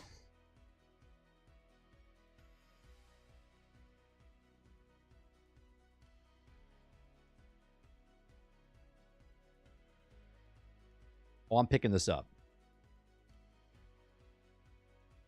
I'm picking this up.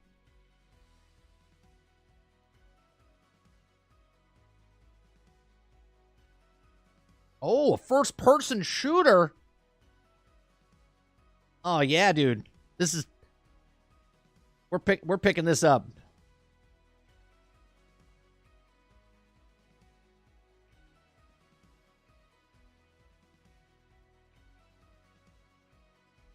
This version right here, $5.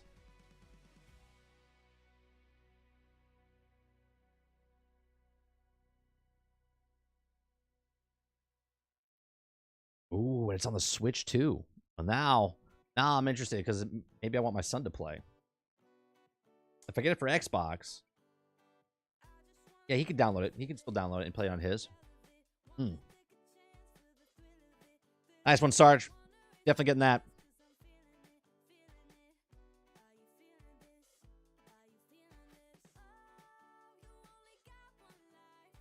I'm going to get it because I want to support the devs. I'm going to get it because I love that game. We never owned it. We never, ever bought it. How many times did I rent that game? Rented that game. I probably put enough money in that game just to buy it, and I was an idiot.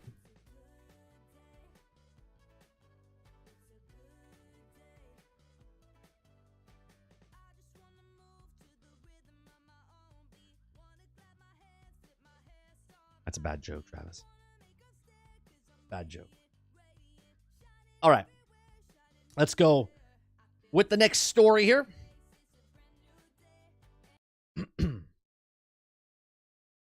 Right. 15 times for $4 a piece. You could have bought the game. Hey, paid late fees on it. Yeah, we did. All right, it's getting hot in here. Got excited for North versus South.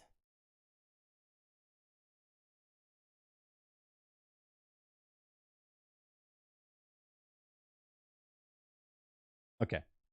Hello, everybody, and welcome back to another episode of 30NSG. On today's episode, we're going to talk about Rocksteady founder have a new post-Suicide Squad studio. Okay, post-Suicide Squad studio.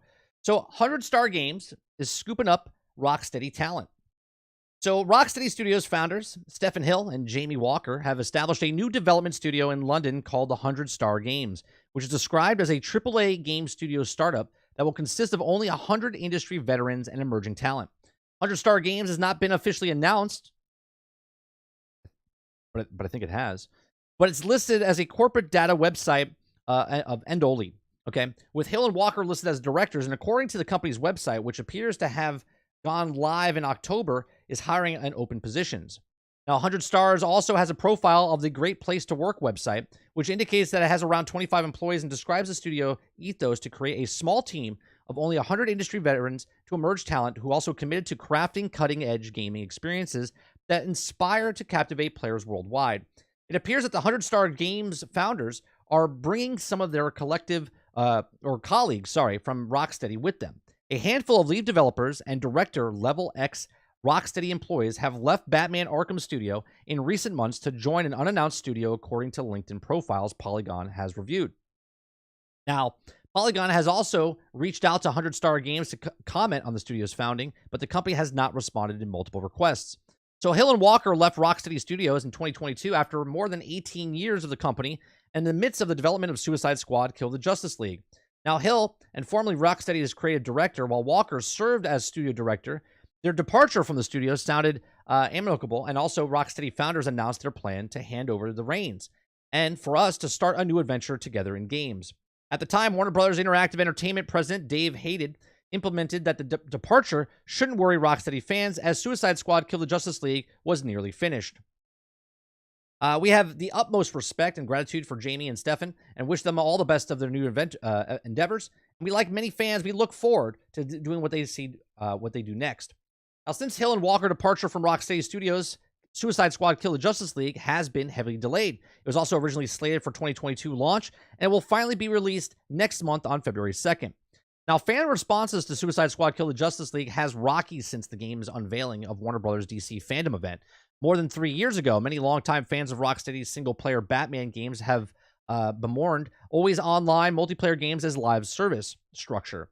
The Kill the Justice League and recent hands-on preview of Suicide Squad game was ranged from middling to cautious optimistic.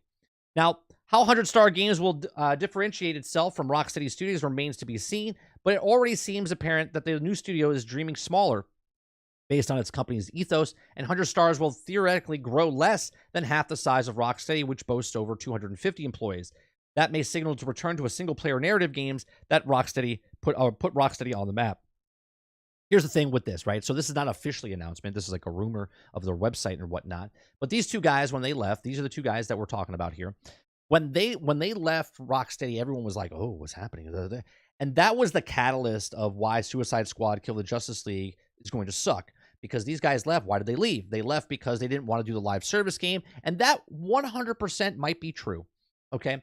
But now here we are, the 2 years later. The game's coming out in just a week and a half. And people are, not happy with the live service aspect, not happy that Rocksteady didn't make a Batman Arkham. And it's in that order, right? Well, I'm sorry, it's not in that order. It's in the order of they're upset that Rocksteady didn't make a Batman Arkham game. And two, they're upset that Batman, or the studio that didn't make a Batman Arkham game, made a live service game instead.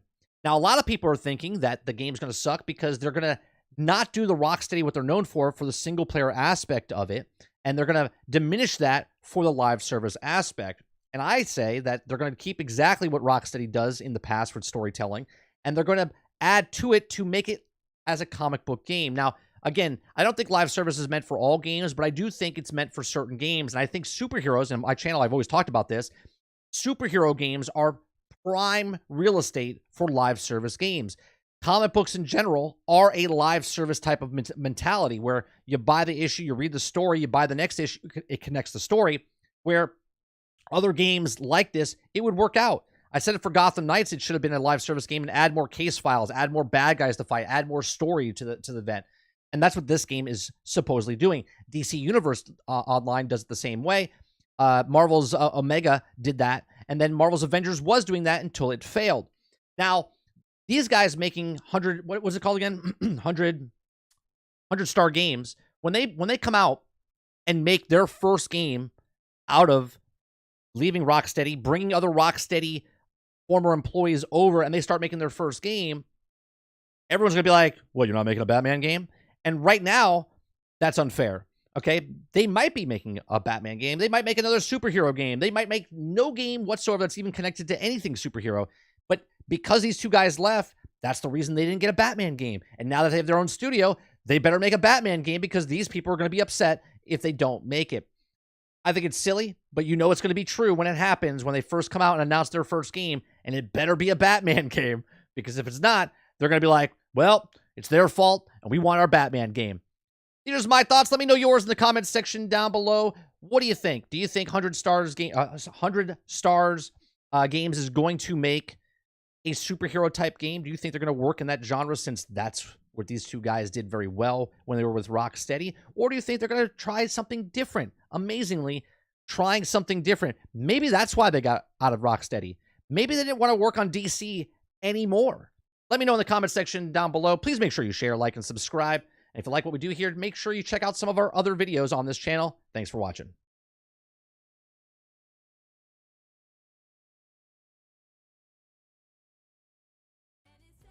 Yeah, see, I'm in the lane of, I think they left Rocksteady because they didn't want to work anymore on DC stuff, right? I think they were burnt out. They worked on nothing but Batman the entire time, and then they were working on Suicide Squad, and then when it was a live service game, I don't think it was bad because it was a live service game. They were like, oh, live service game. That means not only are we done with this game, making this game when it launches, but we're going to continue working on this game to make more content in the same universe. And they didn't want to do that anymore. They wanted to be known more than just a WB Batman or in the fandom of DC. And I think that's why they left the studio, so they can go make their next adventure and try something different. But that's just what I think, right? I don't think in any way, shape, or form they didn't want to work on anything like that anymore. Hence why they said, you know what? Awesome. Rocksteady, you stay with what you're doing. We're going to leave. We're going to start our own stuff. We don't want to work on DC anymore. Because we've talked about this in the past, right? Customers like games that just keep going and going. Developers hate it. The higher-ups love it because money keeps coming in, but the developers hate it. They're working on the exact same game. Developers get burnt out. Not only are they doing crunch time on a base game where they're working 6 to 7 years, but now a live service game, they're working 7, 8, 9, 10 years doing the exact same thing. Artists like to do different things. Hell, even me as a YouTuber, I don't like doing the same content. I don't want to be pigeonholed to do the exact same game all the time. I like talking about different news stories. I like having different conversations. I don't want to sit here and just talk about Suicide Squads all the time, right? And if I'm like that on a YouTube channel, how would a developer be where they're artists? Painters paint different pictures. They're not painting the same picture, right? They made one good picture, so they just keep making that same picture over and over in different formats. No, they try different things, and they're like, oh, that's a good art. That's a good style. I like your style, right? And they change their ways. But, you know, that's what I think. What do you guys think, chat? Let me see what you guys are doing. Let's see. Oh, no, Suicide Squad would fail. Talent's already leaving Rocksteady. Doesn't even have the founders, so the Rocksteady's magic also left. And also, at least we'll also get another Batman instead. Thus, trash. Just look it up. A GOG for $2.99, North and versus South. Nice. Mo says, I'm watching the new season. Actually looks interesting. I'll have something to play before the last epoch comes out. Kyle Green says, want the new studio have to get a license, though? Feel that there's way more loops than just making a Batman game? Oh, absolutely, Kylo. What I'm saying is, the people that are upset that Rocksteady is not making it is because they think they didn't make it because the talent left, like those guys left, okay? And now that they're making a new studio, you know those people that are like, oh, yeah, the guys that made the Batman series, they made their own studio. They're gonna make that Batman game, right? But I think they don't want anything to do with it. I think they want to do nothing with it, and they want to do their own thing, make their own original game, and grow their studio that way.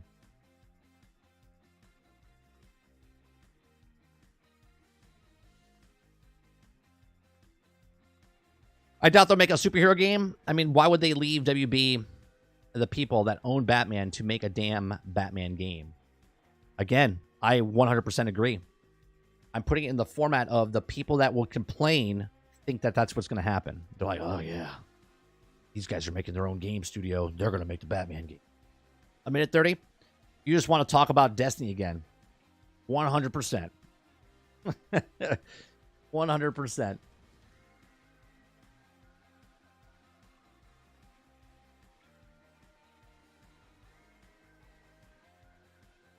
This one.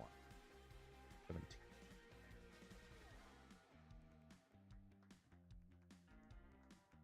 I'll save this story for tonight. I'll save that for story.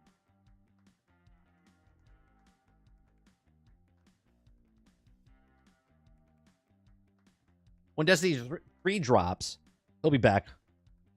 I won't. I've already said that ahead of time. I said I ain't doing it. I ain't doing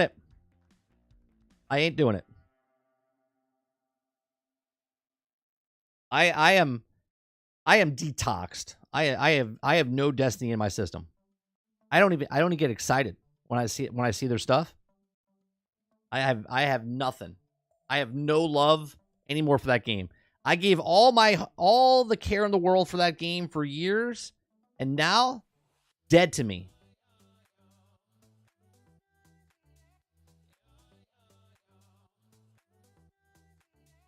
Yeah, I'm moving on. I'm moving on to the First Descendant, Transformers, Suicide Squad. Right? I'm gonna play those games, and if I like them, they keep my attention. Cool.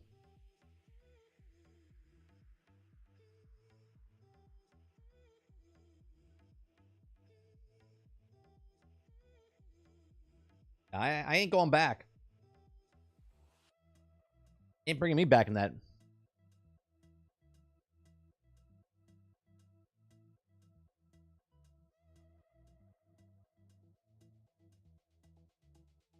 Let me see what's happening on Twitter. Bring up anything real fast here.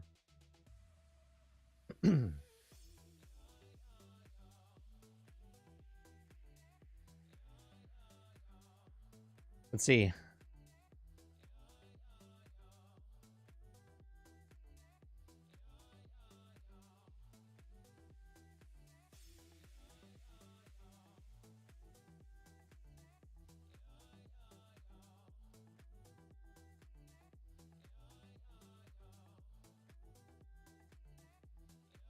Oh, did you guys see Bethesda posted this thing yesterday? I put it into the submitted stories. Remember Fallout Shelter? They're coming out with this thing called it's a mobile game. Okay. They're coming out with Elder Scrolls Castles. Okay. I don't think we know anything of it. You can pre-register now. But supposedly, you know, the Elder Scrolls Castles games, do they say anything about it? They tell us nothing. Tell us nothing about it.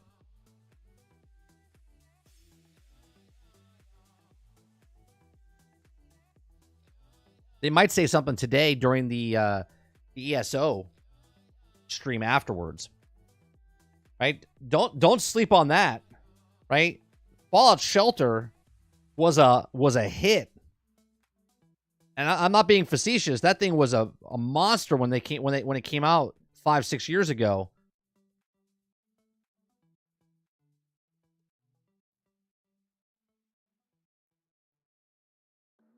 "30 is going to relapse with Travis and his earlier comment." What did Travis say with his earlier comment?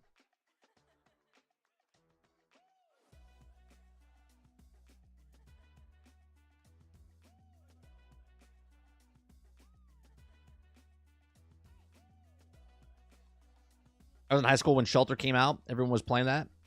When I tell you, my biggest stream ever, Kylo, I was streaming on Twitch at the time. Okay, I shit you not. I'll never. I played that game for 3 days. Okay, 3 days on stream. The very first day I went live playing Fallout Shelter, I had 650 people live watching me. Never. Right? Then the next day, I had 720 people watch me play Fallout Shelter. And then the third day, I had 820 people watch me on not Twitter, on Twitch. Okay? And I was like, what is happening? That's where I had like 5,000. I think I had like 5,300 followers on Twitch. And majority of that came from Fallout Shelter.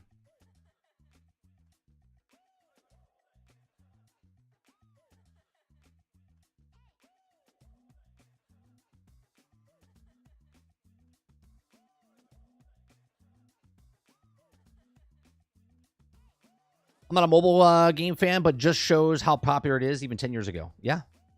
No, Krebsy, it won't happen. It will not happen.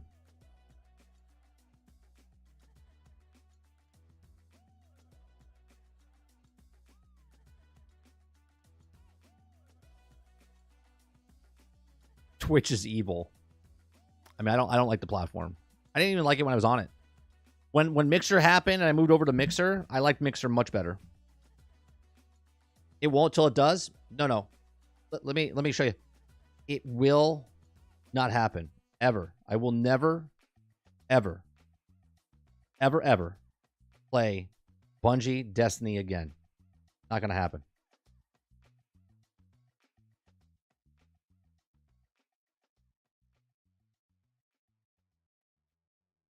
You're gonna come back. Well, it's not Bungie Destiny. It's Sony Destiny. Not gonna happen.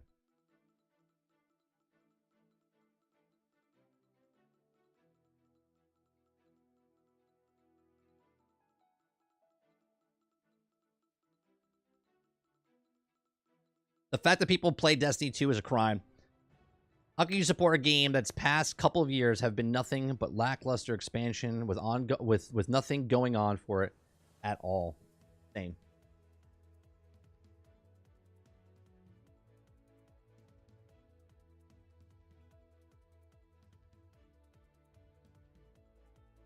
Joke's on you. Bungie won't even be a thing then.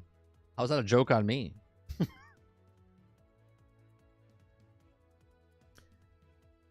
Yeah, you're going to get into do Warframe. It's much better. I'll play any other live service game that comes out. I'll play Division. I will not play Destiny and Bungie ever again. Robert Jones says why or why not? 1, I'm done with the game. 2, I'm done with the company. And it has nothing to do with what happened with Lono in any way, shape, or form. It's my own experience with that company, and I don't give a shit about them.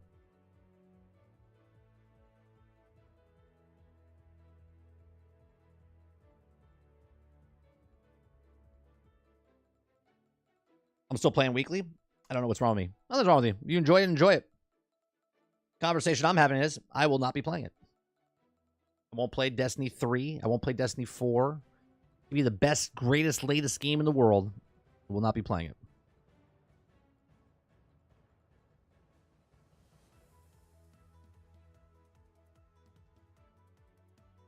The skill required for high-level endgame in Destiny, just haven't found anywhere else. I'm too vested in the story and have to see it out. I'll watch it on YouTube. I'll watch it. I'll watch it on YouTube. I don't need to play and wait month after month after month after month after month. I don't have to put money into it. I'll literally just watch a YouTube summary and be satisfied with it. I've been off the sauce for about a month now. I might go back, but we'll see. The fact that you compared it to that is just funny.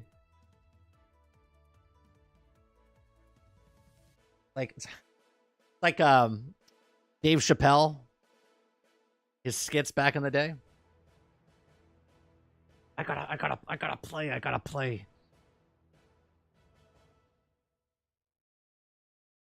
I'm not addicted. I'm not addicted to Destiny 2.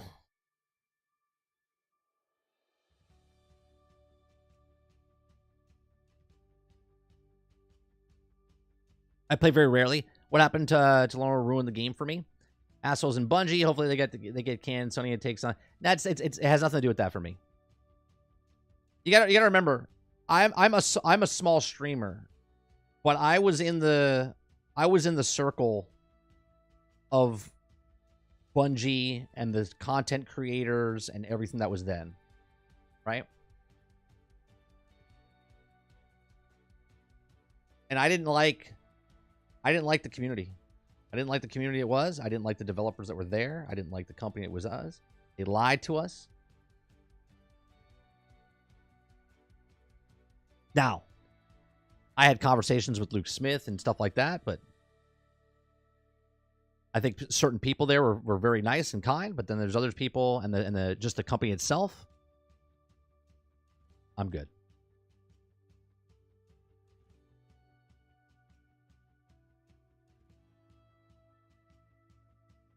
And that's why I hate Destiny. They add new content and you have to pay for it.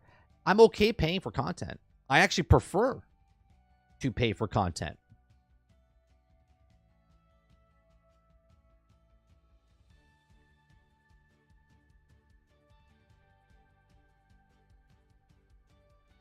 Barry says, I have no moral compass when it comes to games. If it's good, I'll play. I still listen to R. Kelly, if you get me. Yeah, no, I get you. I say the same thing, Barry.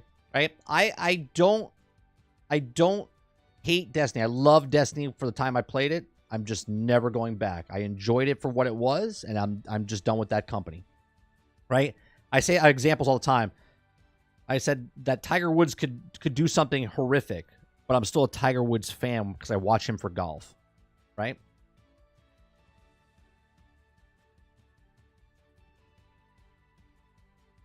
Right? I'm no longer a fan of that company. So I don't want to give them anything. I don't want to give them money in any way, shape, or form. If people want to play Destiny and Destiny 2 and Destiny 3 and Destiny 4, whatever it is, who's R. Kelly? The guy who... Never mind. Go look it up.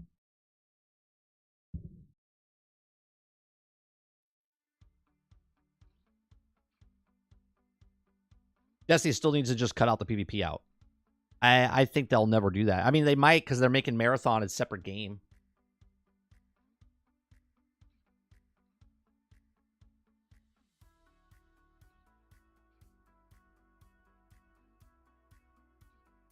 Also, the fact that I paid $100 for the game within the first 2 expansions and now the base game is free annoys me. I'm not mad about that either, though, right? Because why we had this conversation. Water asked me the other day, "Are you mad that you have a Xbox Series X?" Why would I be mad if I have an X? Right? I'm just going to be skeptic on when Xbox comes out with the next console if I buy the next console because what they told me this was, and then they changed their ways. But I'm not mad. I played it. I enjoyed it. Right? If I buy a television set for $1,000 and then some bum buys it 5 months later for $500, it is what it is. You wanted that. You wanted that. If it sells good, it keeps the price. If it doesn't sell well, they lower the price. So if you want it day one, then you have to pay the price, the premium price. If you don't want it, then you wait. It goes on sale, and then you get it.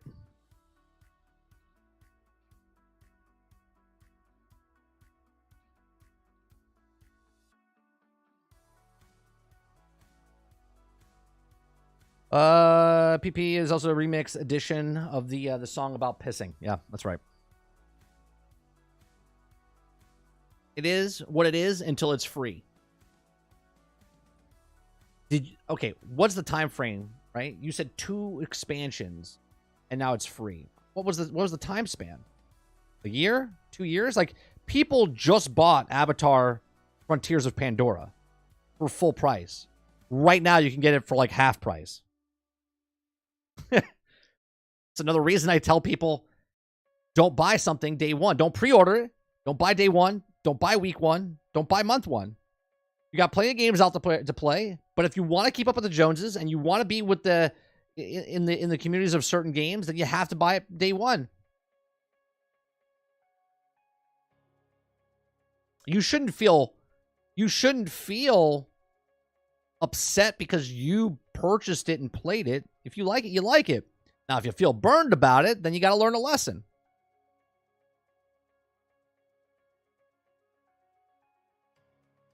I just don't like that you paid for an expansion and you can't play the expansion anymore because it took you out, and that was a big problem.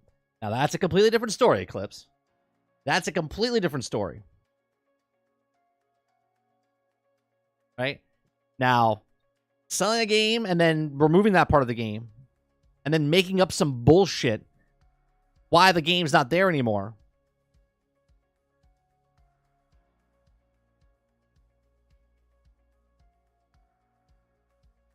With the seasons and yearly DLC, D2 is like an MMO with subscription $10 a month with weak, neglected content. L says 30 is the future of gaming cloud. Right now, yes. But is there something else that we don't know about, which is the future? I don't know. Right now, the cloud is the future, right? And the infrastructure that everyone keeps telling me, that's not going to be there.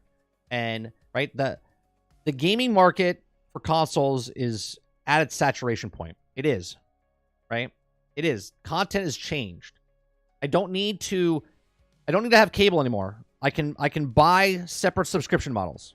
Okay? It's more expensive than what cable was now. Okay? But the future was streaming services. Okay? Now, gaming, the future is digital games, which could be cloud gaming. Like, what do you think the future is? Do you think the future is going to be the same as the old? Right? Are we still using horse and buggy? Sure, there's places that still use horse and buggy for certain things in certain towns that don't allow vehicles. Okay? But man-made cars, vehicles, faster vehicles, bigger vehicles.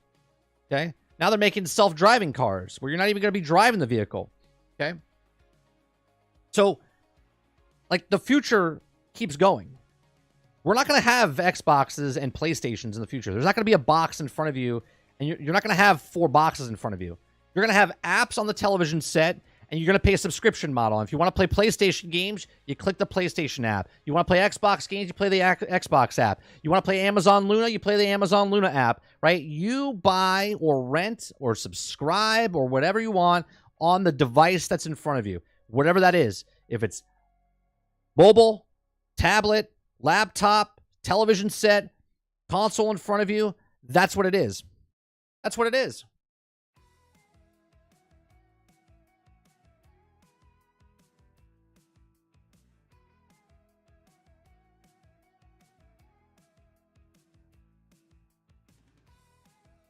When everything goes to the shit, the Amish will still be around with their horse and buggies. I like to own my games. Well, there's a blurred line about what you own. There's a blurred line.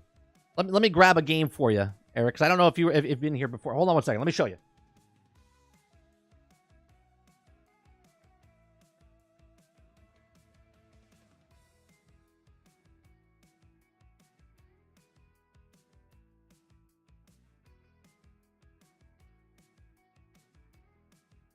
Here's a game that I bought. I own the physical disc. Okay. I got the disc inside. Okay. I own the physical disc. Right. The disc is here. This is Battleborn. Okay.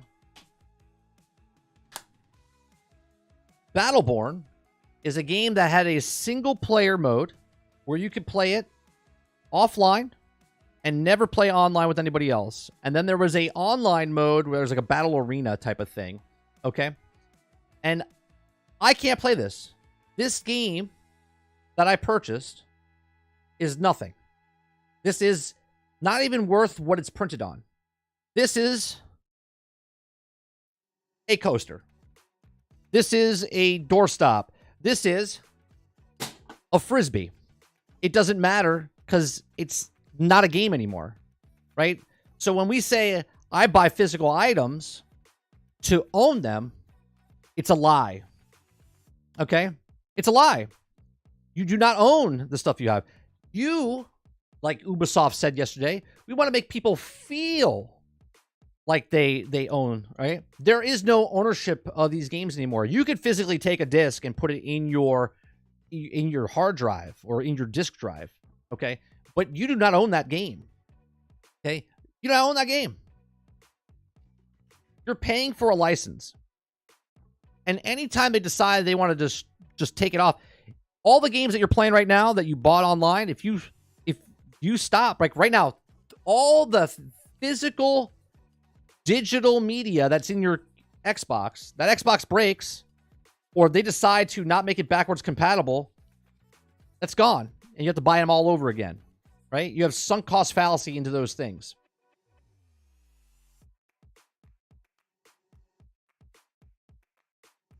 Right? Now, I get it. I still want to buy physical media. I still love getting games and going, oh, yeah, I own it. I like looking at my wall and seeing all the games that I've owned. It brings back memories and stuff. All the games now, I forget they're there. I forget they're on the Xbox. I'm like, oh, what do I have? I have hundreds of games, right? But I have nothing to show for it. Nothing.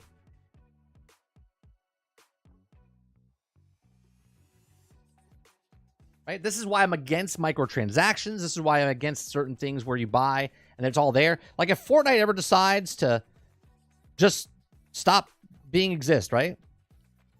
Where does it go? And if it stays around, you can't do anything with it. They're like, oh yeah, you still have your game, but you can't play online anymore. And you're like, okay, well, great. What am I doing with all the skins I have? Buying games will be like buying records. Right? People still buy records. But it's not the main. But it's not the main thing.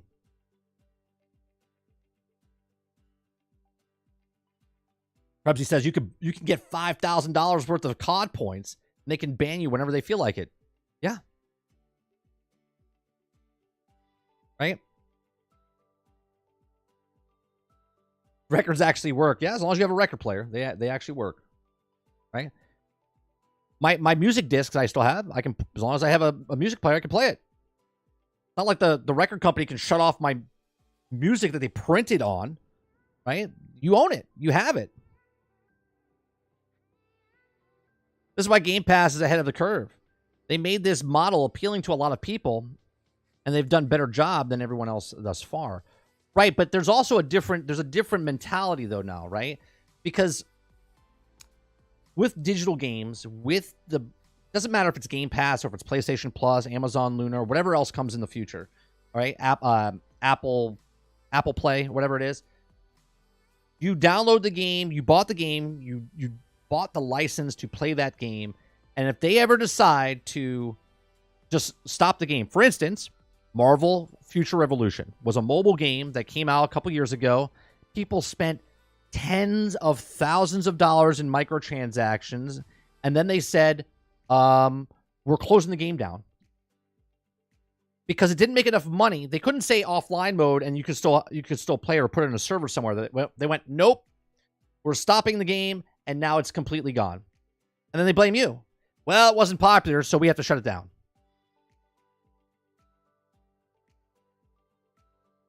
So I have nothing. I can't play Storm or Spider-Man or Star Killer, right? I can't do any of it. So if you stop, right? If they decide to stop supporting Game Pass, they just all of a sudden, sorry, Game Pass wasn't working. We're done. You're like, the fuck? Right? Or they're like, sorry, we're not supporting this game anymore and we're shutting it down. Doesn't matter if it's a single player. Doesn't matter if it's multiplayer. Doesn't matter if it's online. Just like Amazon has removed books from people's Kindles before. Yeah. Who was doing that recently with, was it Warner Brothers or Universal? Somebody was taking people that bought movies and literally just removed them. But I bought that. That's mine.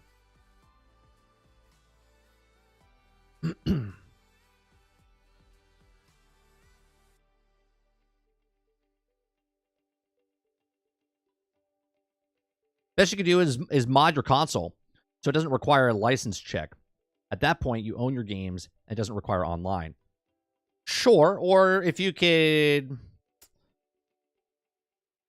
Yeah, I mean that would be the only way. Because I was thinking if you could copy the games from internally onto a disc, that would be another way. That was WB and Sony. There you go.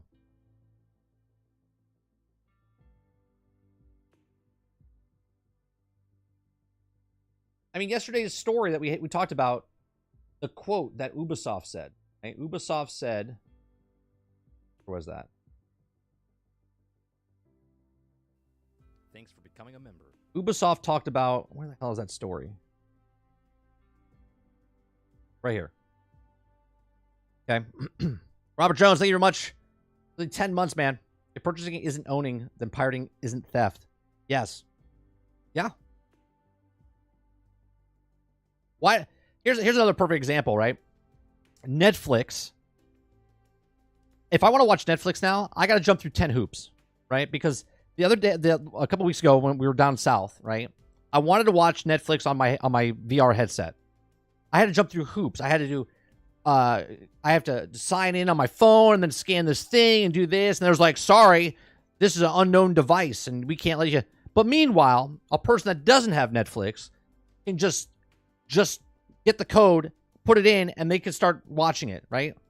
The theft that they put in place to stop thieves from doing, they're still going to watch what they want to watch. But now the people that pay for the actual thing are the ones being punished, right? It's so stupid. So stupid. So here's the quote that I said yesterday, right? let me try to find it. It said, make you feel.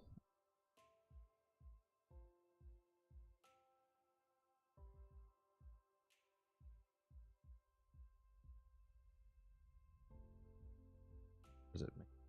It said comfortable. Okay, here it is. It says, you don't lose what you've built into the game or engagement with the game. So it's about feeling comfortable with not owning your games. It's about feeling comfortable with not owning your games.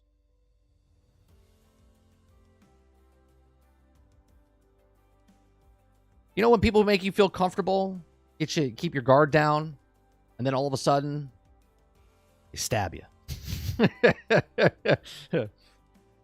I didn't see it coming. Felt super comfortable with that person. Seemed like a nice person.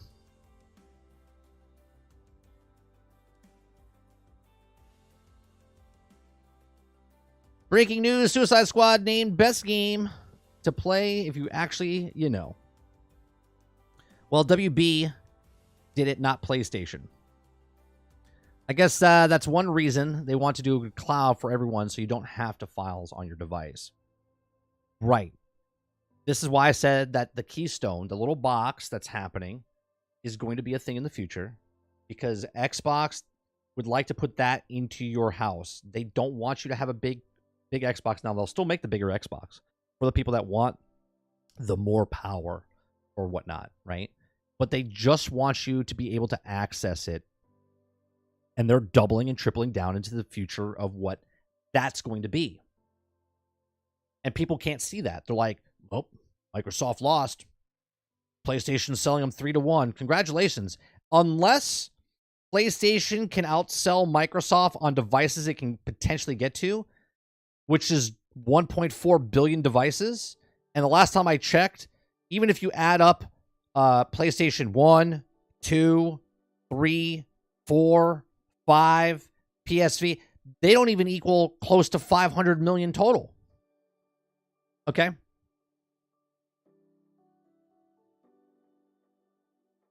For the whole lifespan of PlayStation, they don't even equal 500 million.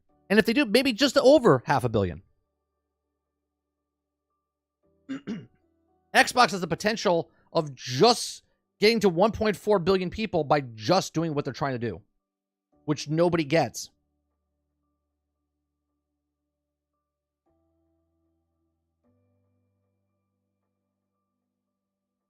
Go on, Mr. Luke. Going good, man. I mean, I haven't owned a game for quite a while now. I get comfortable with it. The people can't see it or they don't want to see it. Most people I know hate the idea of not having physical consoles. but they're already there's already things that you don't have. What's the certain things they're already doing in other places, right? They're getting you comfortable in all things. It just becomes like second nature. Like, we're okay not having cashiers at stores anymore, and you do your own thing, right? We're okay that new cars don't have keys. They're just like fobs. Yeah, you can pull it out, whatever, but there's no keys. Everything's touch or start or whatever. We're okay with AI taking over certain responsibilities from us. We're okay. We get comfortable with this as we go. Right, Krebsy. Electric cars. People are okay not having gas. Right? We're okay doing certain things. The human adjusts real fast. We adapt really fast. Right? A couple years ago, you had to wear a mask. And everyone wore a mask. We didn't ask questions. We thought it was weird. And we did it. Right? And then we didn't. And we adjusted back. Right? The human, we just adapt. Right? And we get used to stuff. We are the frog in the pot that's boiling. Okay? And they can change it whatever they want, change the temperature. We're like, this feels pretty good. This is pretty comfortable. This is pretty comfortable. Right? You pay the $1 for the microtransactions. When they get used to you paying $1 for microtransactions, then they raise it to $2. Right? Kinger last night was talking about it, right? With Call of Duty. What was $2 10 years ago is now $25 today. Right? And if you want to talk about inflation or whatever, sure, but $2 microtransactions, a $25 microtransaction. That's a hell of inflation. That's a hell of inflation.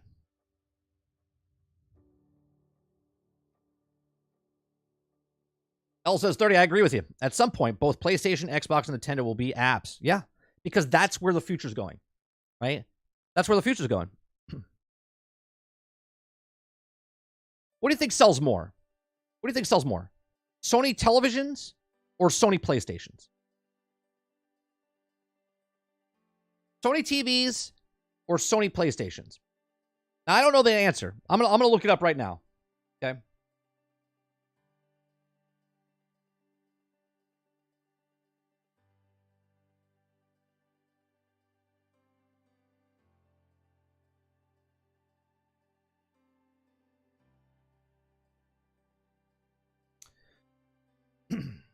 Sony sold 8.5 million units of TV and compared to 9.3 million units in 2021. So, much less, right? Yeah, Mr. Luke says PlayStation, right? So, but get this. If Sony sells TVs and then they start incorporating PlayStation inside the television, sort of like what Microsoft is doing with the Samsung TVs, right? All of a sudden, TV sales start to go up through the roof, and they're making money off those TVs, right? They don't lose money on those TVs; they make money on those TVs. They lose money on consoles; they make money off the software sales.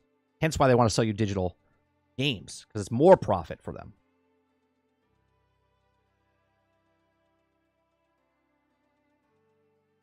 But just think about it. They could just take where anyone that buys a Sony television now owns a PlayStation. You now stream your games to the portal from your television to your thing, right? You can own a PlayStation if you want. You can own just a portal down the road maybe if you want, or you just own the television set. Right, exactly. PlayStation will eventually allow PlayStation 5 to stream on Portal, right?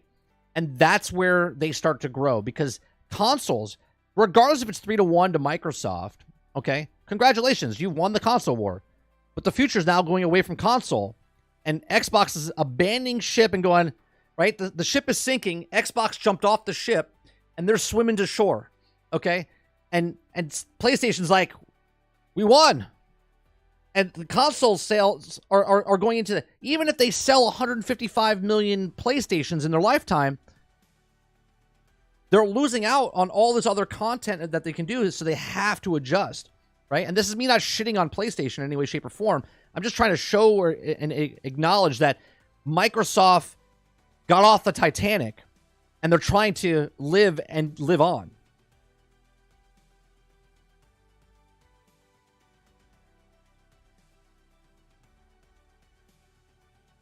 Because I think there will be another game crash because they're getting too blown up.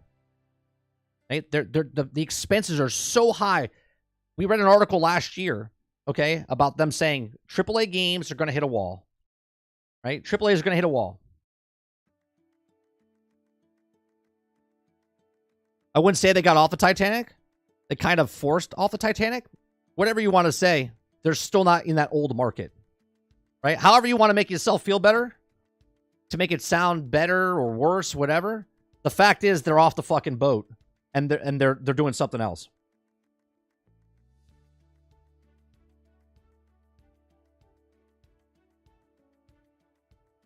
I'm scared of this crash because mobile won't crash. Mobile stayed like this the entire time, right? Pandemic doesn't matter. Not pandemic. Just mobile market just keeps increasing. Hence why Microsoft paid $69 billion. It wasn't for Call of Duty.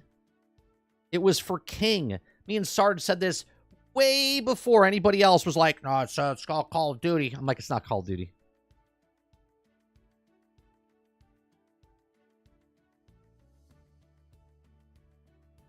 No, Dupless, I have to go pick up my son at 3 o'clock, so I won't be live at 3. So me and Sard will talk about the direct tonight during the podcast.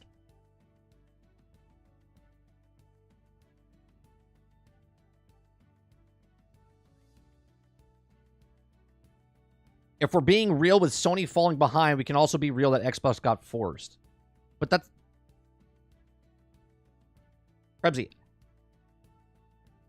Facts don't care about feelings? All right, well, let's talk about facts. I said 6 years ago,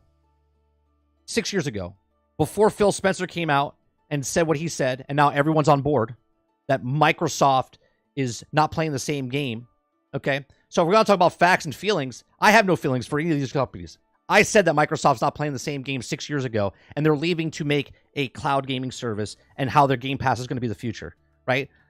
I said that streaming services are going to be the future of gaming, and they're 10 to 12 years behind the film industry, right? These are facts, right? So you can keep your facts about Sony hurting their feelings that they forced Xbox off or Xbox, whatever. It doesn't fucking matter to me because I predicted that this was going to happen, and I'm the crazy guy that no one fucking believes. That's why I'm crazy.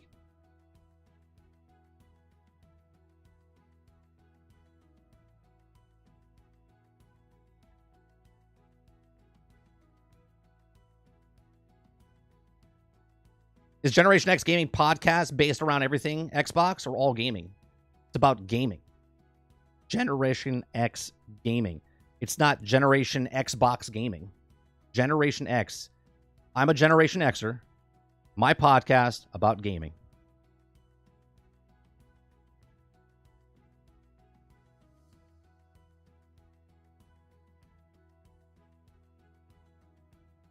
I have no allegiance.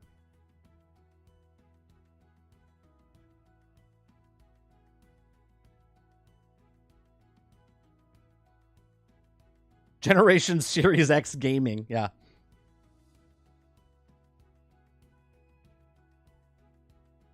No, we give Xbox shit as much as Sony shit and everyone else shit.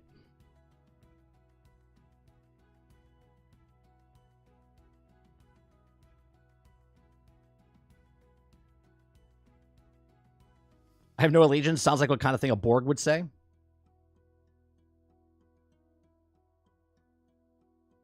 Lawnmower Simulator coming to Switch. Same game you can play on Xbox. But you give a shit. I need a PC emote. I mean, where would I put for the... Maybe I'll put something in the AI. What am I going to put? A PC Master Race? Am I putting a big giant like tower? What am I doing? You come up with some ideas. Crazy Uncle Nintendo, frat boy Xboxers, and daddy's credit card Sony ponies. That's right. We make fun of everybody.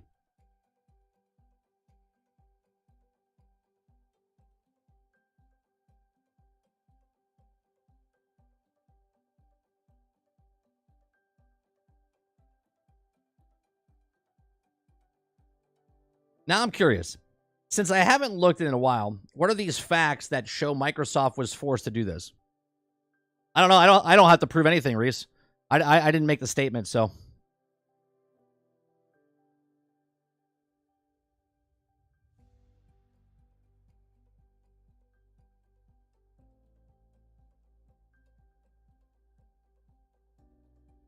The PC tower crushing Xbox, Sony, and Nintendo under it. Like master race. Maybe I should make a PC tower with a crown on top. Is that what I should do?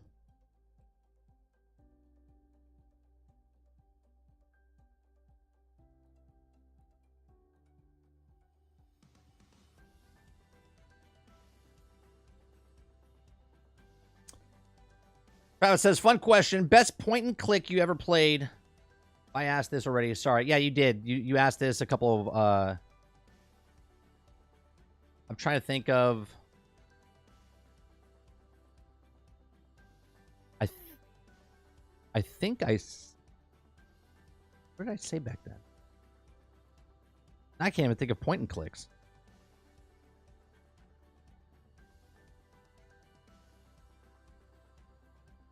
Did I say police quests?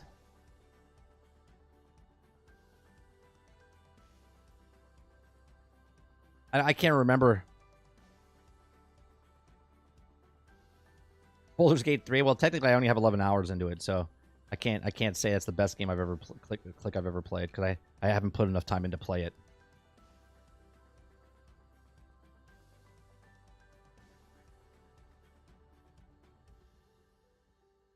Ironically, I never played Fallout 2. I think Sarge played Fallout 2. I never played Fallout 2. When Fallout 2 came out, I was playing like a lot of sports games and stuff like that. Sports games, strategy games. Fallout 2 came out when?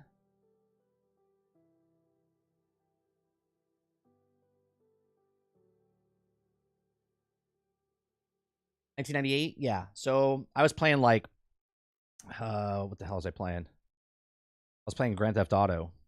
Like the top down. I was playing like StarCraft. I was playing I wasn't playing Fallout 2. Lots of sports games. Yeah, I played a lot of turn-based. Those were point and click. I mean, technically Warcraft. I would say point click, right?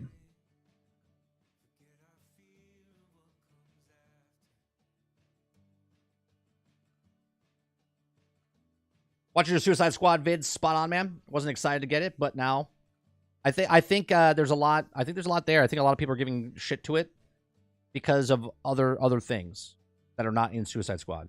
Suicide Squad right now is got more features than any other looter at launch ever.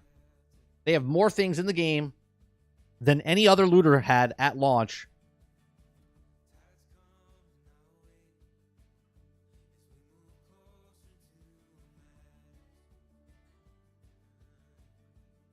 If what I said was taken as a gut check, it wasn't meant to be. From when I was discussing facts about Sony and WB stuff to Sony being behind, eventually needing to go to the cloud, to me correcting. The Xbox was forced to go into the new market. Yeah, but they were forced to go in the new market before they physically said, we surrender and we're moving. Because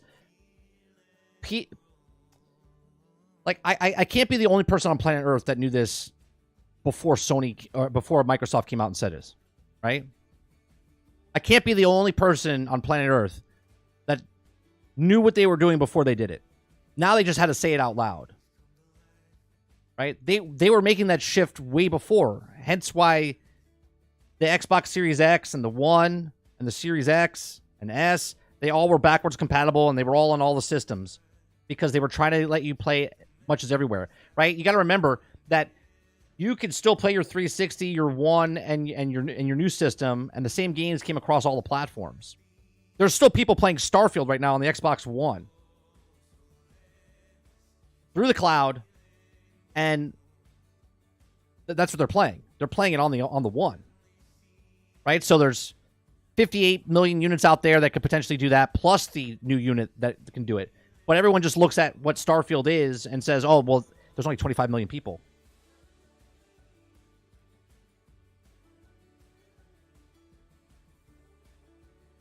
Oh, Stick of Truth was good. I'm excited for Snow Day. I'm excited for Snow Day when it comes out.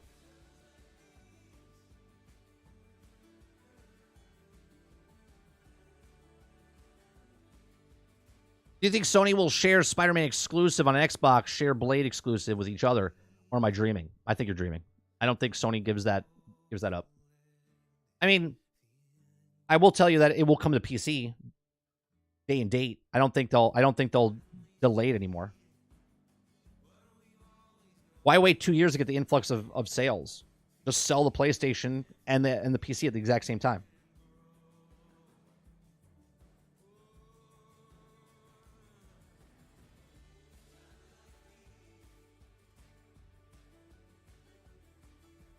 Leave it to the 1% of gamers to assume Microsoft was forced to do anything.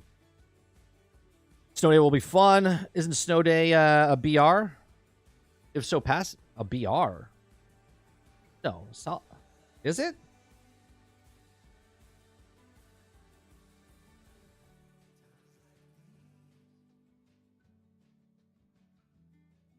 Do we have?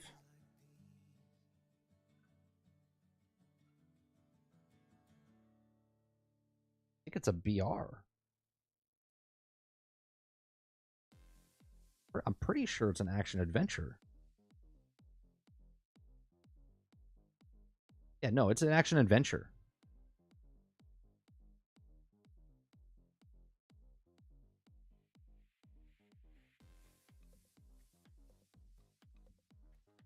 They Mario'd 64'd it. Right? That's what they did. They Mario'd 64'd it.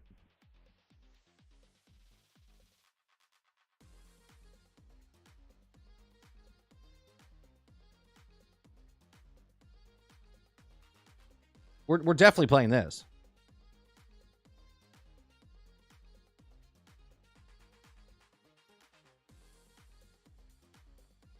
Someone told you it was a South Park Fortnite.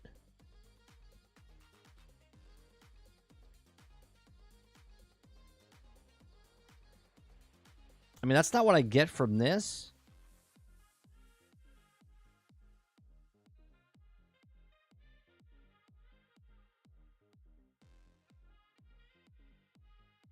Those are NPCs they're fighting.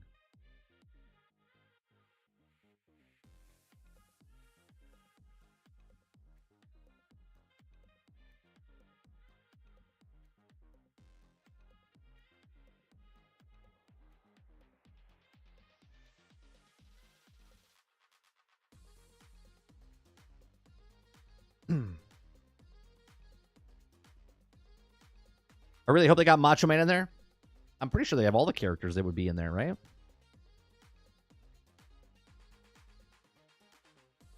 I think Snow Day is a BR tower defense, if not like the other South Park games, which are story based. This is why it's a pass for me. Is it a BR though? I don't know if that's. Hold on.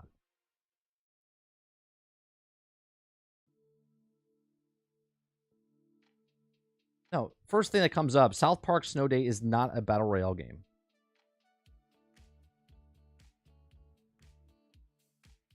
It's a 3D co-op game. The Snow Day Dude is an all-new 3D co-op game. A blizzard of epic proportions blanketed the town of South Park, and it's up to Cartman, Stan, Kenny, and Kyle, and you, as the new kid, to save the town.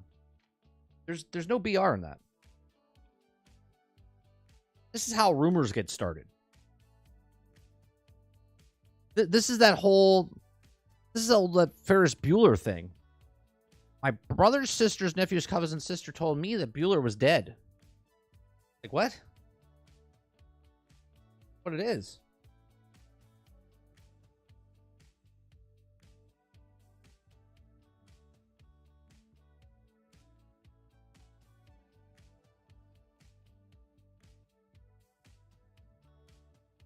Like, now get this, right? This is what I'm talking about, people, expectations and whatnot. It's not campaign focus. Game like Stick of Truth, Fractured Butthole. It is. It's just not the same style. They made it like a Mario 64 like 3D. where it's like an open world and you're walking around. It is story based. This is what I'm talking about. People's expectations about something. Like, we now have preconceived notions that the game is a BR game, and people are like, I'm not gonna get that. It's a BR game. Like, but it's not.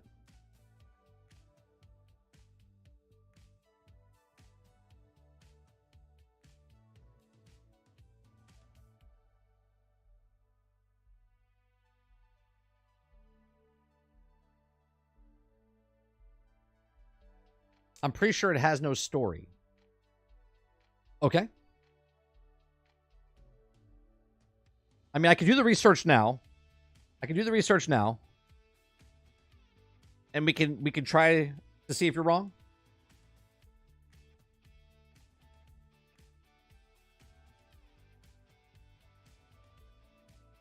Let's see.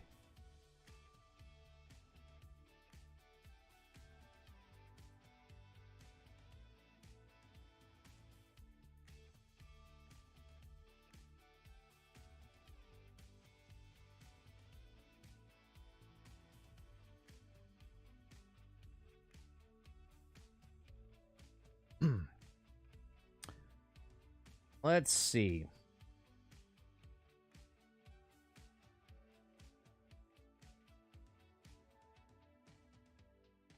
Cooperative gameplay, first time ever, South Park game, up to 3 friends or ally bots, unleashing powerful coordinated attacks on your foe. A description. South Park Digital Studios. Studio brought you South Park Stick of Truth, Park Fractured but Whole, the South Park Phone Destroyer. Comes the next chapter of the journey with the new kid. Join Cartman, Stan, Kenny in a 3-dimensional glory. Celebrate the most magical day in a young child's life, a snow day. A massive blizzard has thrown the town into a chaos and importantly cancels school. Play with up to 3 of your friends. Use matchmaking or solo the game with ally bots that battle through Snowpile Town of South Park. Engaging in frantic, action-packed combat against worry factions, an all-new story where you make the rules, equip unique weapons, and deploy devastating, upgradable special abilities on a new adventure to save the world and enjoy the day without school. The Snow Day Dude. It's an all-new 3D co-op game, a Blizzard epic proportions. Okay, experience cooperative gameplay. I mean, I'm pretty sure it's a story. I'm pretty sure.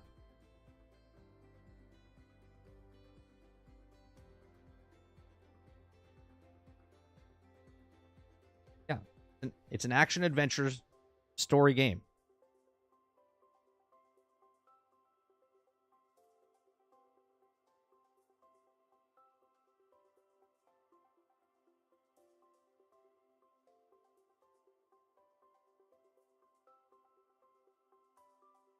Here is South Park. See if there's facts here.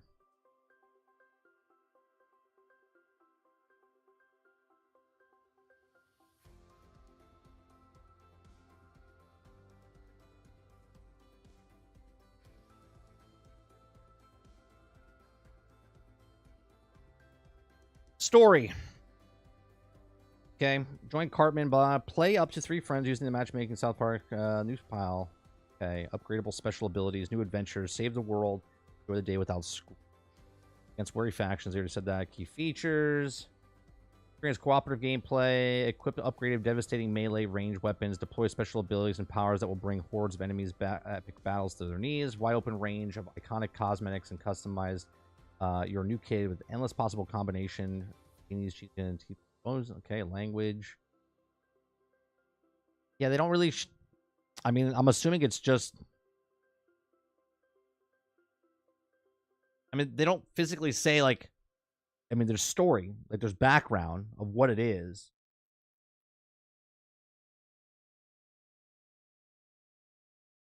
So you might be correct that it's no structure like the last games, Rose, right? Yeah, it's not an RPG like it was last time. And I get that. Right? It's not that. It's the new...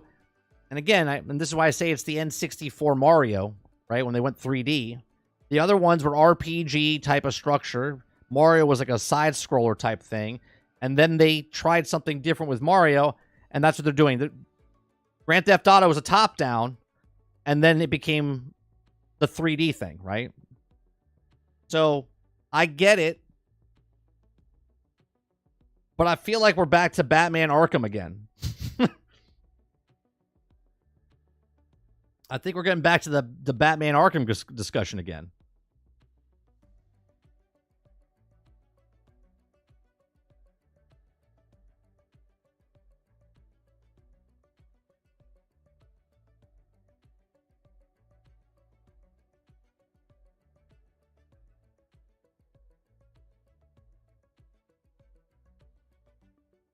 I broke north and south, bro. Took 30 minutes. Should wait for patch. So yeah, definitely a no for me. Well, there's an N64 South Park game, which I didn't like. And reminds me of that. So I'm just thinking, like... And again, you don't have to like it, obviously. I'm just thinking that I don't want to frame it as it's a BR game and that's what it is, because it doesn't. It's a story game. It's an open world type of action adventure. I don't know if it's open world, but more open-esque type of game. Do you think Superman will be an unlockable player character in Suicide Squad Kill the Justice League? Okay, so I don't know anything about that, but what I do know is what I said. And what I said, I hope, Monster, I said this months ago, right? I said it'd be really cool if, again, it's called Kill the Justice League, so you probably just kill them. But I said, what about if you capture them, right? And I said, what about if you save them from Brainiac instead of killing them? I said, wouldn't it be cool if they became part of your crew? Now, I don't know how they would do that, because if someone all of a sudden is using Superman and stuff, they would have to figure out the powers and stuff that you can do.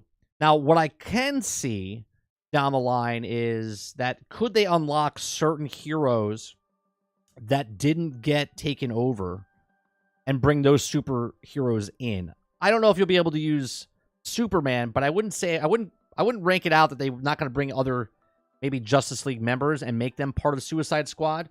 And I know people will look at it and go, well, they were never part of the Suicide Squads in the comics. And I don't think that matters. I really think that if they want to bring someone in, maybe there's a game mode. Maybe it's Suicide Squad members against Justice League members.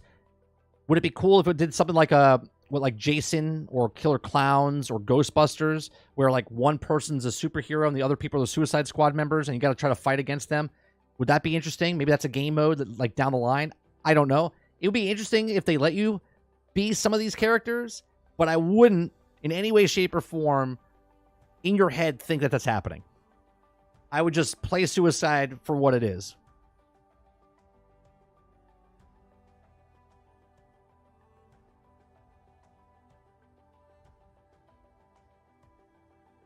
I don't think you're playing as any good guys. I wouldn't say no to that. It'd be highly unlikely, but I wouldn't say no to it, because maybe down the road there's something in plans, that a game mode that maybe you do.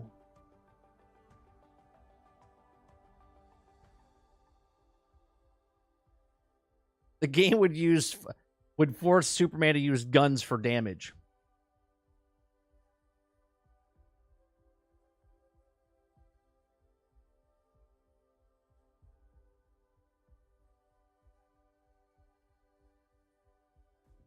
Or maybe they will tease Superman game, the game's story narrative. I wouldn't even think that either. I wouldn't think that either. What about this? Here, let me set an example that maybe they could do, right? Maybe narratively in the story, like in Spider-Man, you do a mission where you're Mary Jane, right? What about in Suicide Squads, you do a mission and you're Wonder Woman, right? Or you are another superhero that comes in, and just for like one mission, you're not using guns or anything like that. You're just doing a mission with them, and you're doing something completely different than with the guns and whatnot. Maybe? I don't know.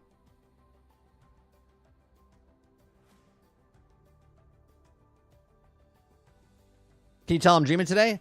Hey, If you want to do that, that's fine. All I'm saying is just don't get your hopes up of going, oh, this game's such a letdown because you can't be Superman. Is what I'm saying.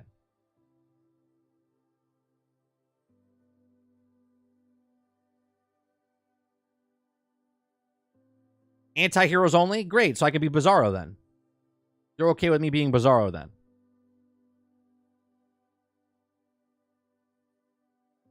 You're not saying I can't be a superhero. You're just saying I can't be a good guy, is what you're saying, Travis.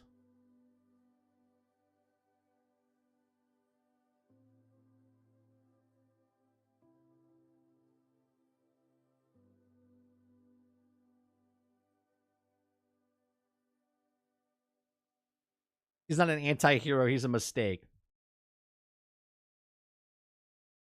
Bane, Killer Croc, El Diablo, Katana, Rick Flag, Joker, Peacemaker, Bloodsport.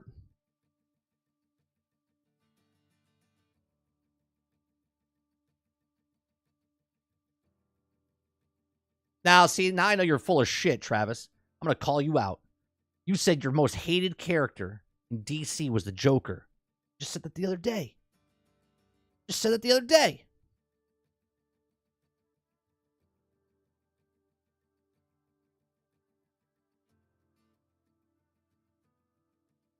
I said one of. All right, so Bizarro, okay, is the most hated character, and then Joker's right behind it.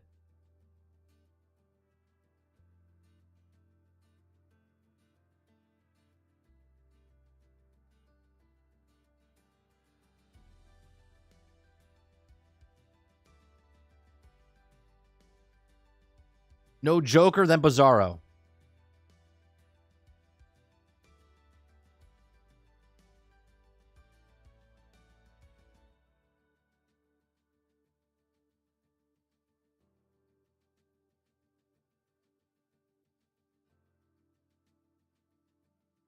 Goalpost move.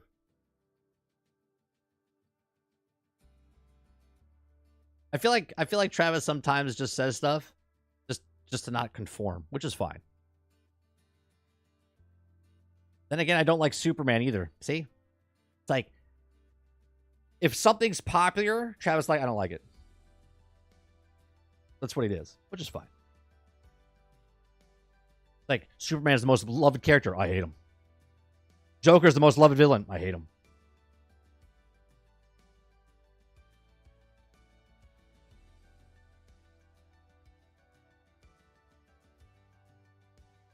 Later, L.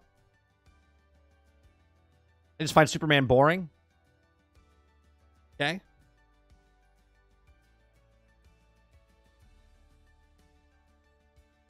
Insta-hate. See, now I know you're still full of shit. He's such a hipster. I want to let you know if they let you play as Poison Ivy since she's a kid. What about if they did something like this, right? You got to remember, like they showed that picture of Joker. Well, not picture of Joker, but the Joker building, okay? And Brainiac brings in different people. So hear me out here. Okay. So what if they bring in characters from other universes that are not the same as what they were, right? Like, for instance, in the Spider-Man's multiverse, right? Spider-Man's different in each of those verses. He's not Peter Parker. He's a completely separate person being that character. So could they bring in Bizarro from another dimension? Could they bring in other characters from other dimensions? Could the Flash from the other dimension be a Suicide Squad member? Now, I'm not saying they're doing this, but they have the ability to do whatever they want.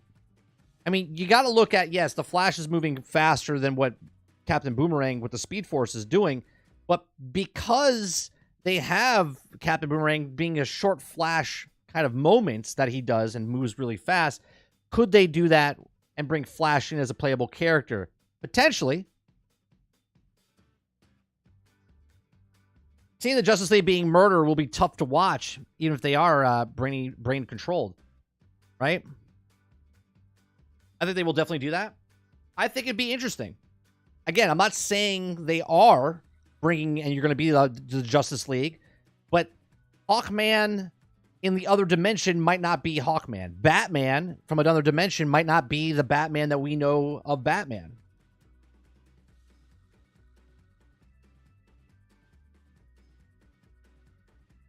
You see what I'm saying? Again, I'm not saying they're doing this, but they have the possibility and potential to do whatever they want. I heard the Joker is Suicide Squad is definitely a different Joker, not the one from Arkham Universe. Because he's dead in the Arkham Universe. Yes, that's called Owlman. Okay, but what about if Owlman from the other dimension is not Owlman that you want, Travis? You see what I'm saying? All I'm saying is they have the potential. I don't know what the story is, but they have a potential of making that happen.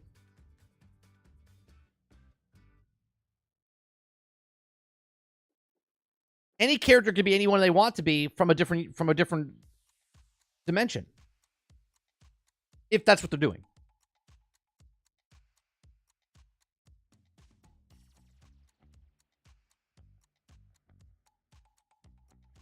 What about if you unlock... Again, we're just fantasizing here. We're just fantasizing. Okay. What if there's a special ability that we don't know about yet? If you save Batman or Superman or the Flash, what if you did like an ultimate ability? You're fighting somebody, you call backup, and it's like the Call of Duty airstrike, and Superman comes in for a good 10 seconds and just does and just murders everybody, does some damage, and then leaves. I'd be okay with that. I would be okay with that. Do you like where I'm going now, Monster? You see, like, the brain juices are moving here.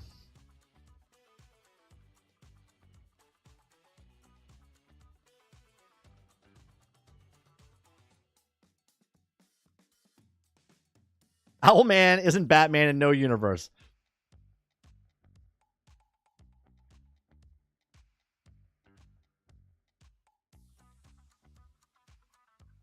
I really like where the story could go, right? I love the fact that the Suicide Squad members that you are the scum of the earth, and that they're the only hope for humanity, right?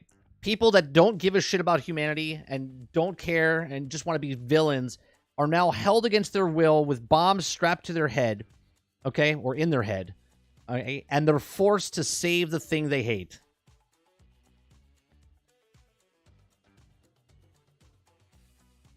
That's a good story. I like it.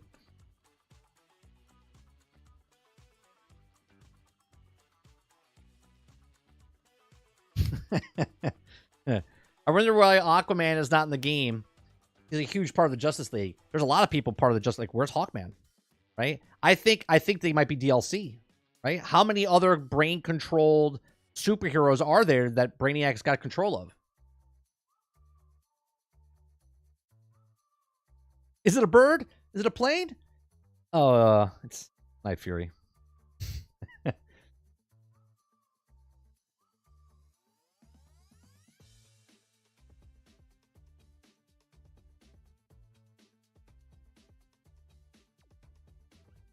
Now, I think it would be cool. What about if they bring in the Batman from Gotham Knights? I know it's not going to happen. Let's bring a different Batman in.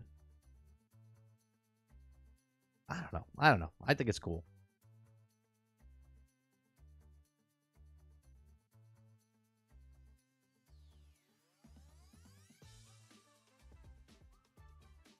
Bring in Doomsday to fight Superman.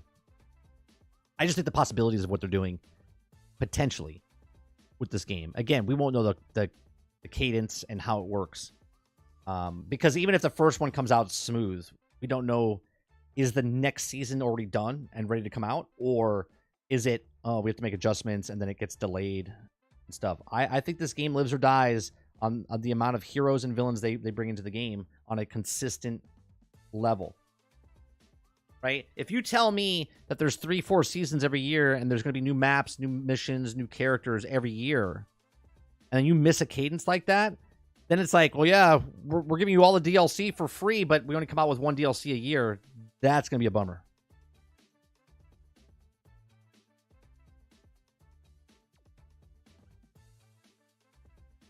Keeping the main reveal of the enemies / bosses being Justice League was ruined by the title.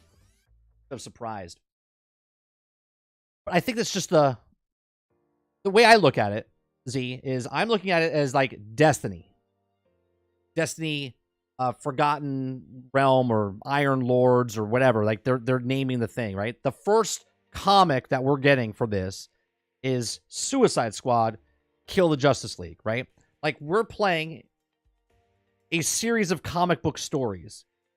The first issue we're getting is Suicide Squad, Kill the Justice League. The second story we're getting is Suicide Squad, hell of a laugh, whatever it is, right? And it's a Joker DLC type of thing, right?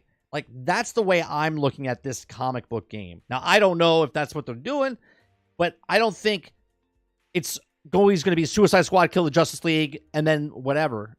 The game's called Suicide Squad, Kill the Justice League, but then it's Suicide Squad or Task Force X, and then the DLC name.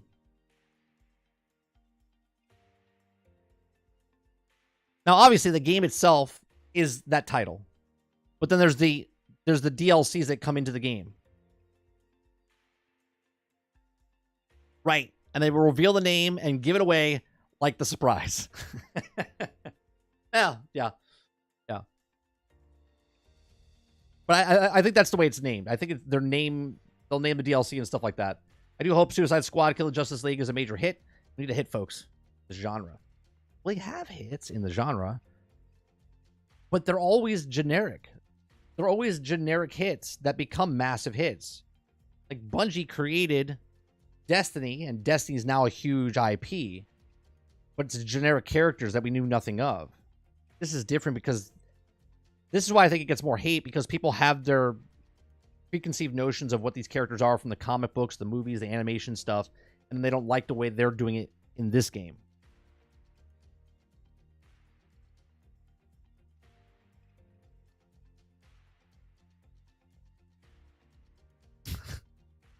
Suicide Squad, The Death of Harley, now with 15 alternate covers.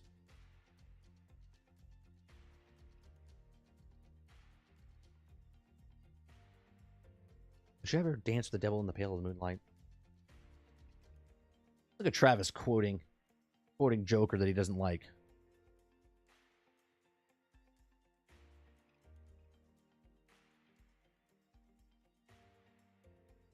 Fight. Come on. Let's get nuts.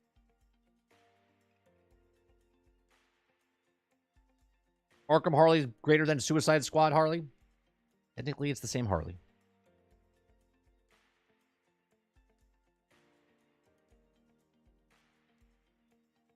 Just comics, you have Red Superman, Dark Side Superman, Black Kryptonite Superman. You got options for Suicide Squad Superman.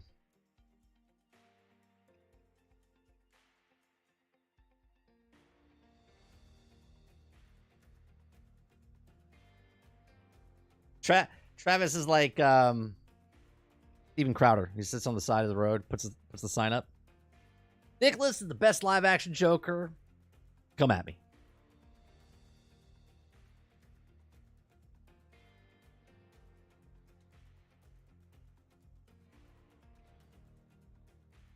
I'm not a DC fanatic, but if I know, how do people not know those? I mean, I know nothing besides the movies that came out for Suicide Squad. I know who they were, but I don't know much about it. So I'm excited to go in. Just like in Marvel's Avengers, I didn't know about Kamala, you know what I mean? Miss Marvel. And I was okay. People hated her. I didn't hate her because I didn't know who she was. I thought she was a good character.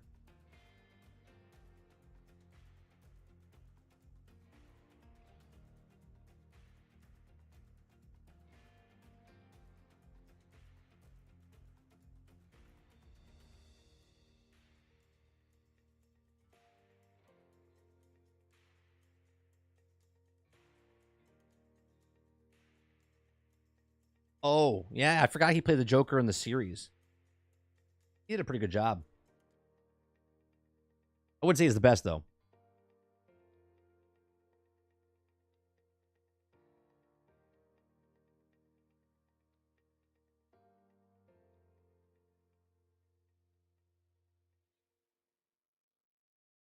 Yeah, I was in Gotham. Yeah.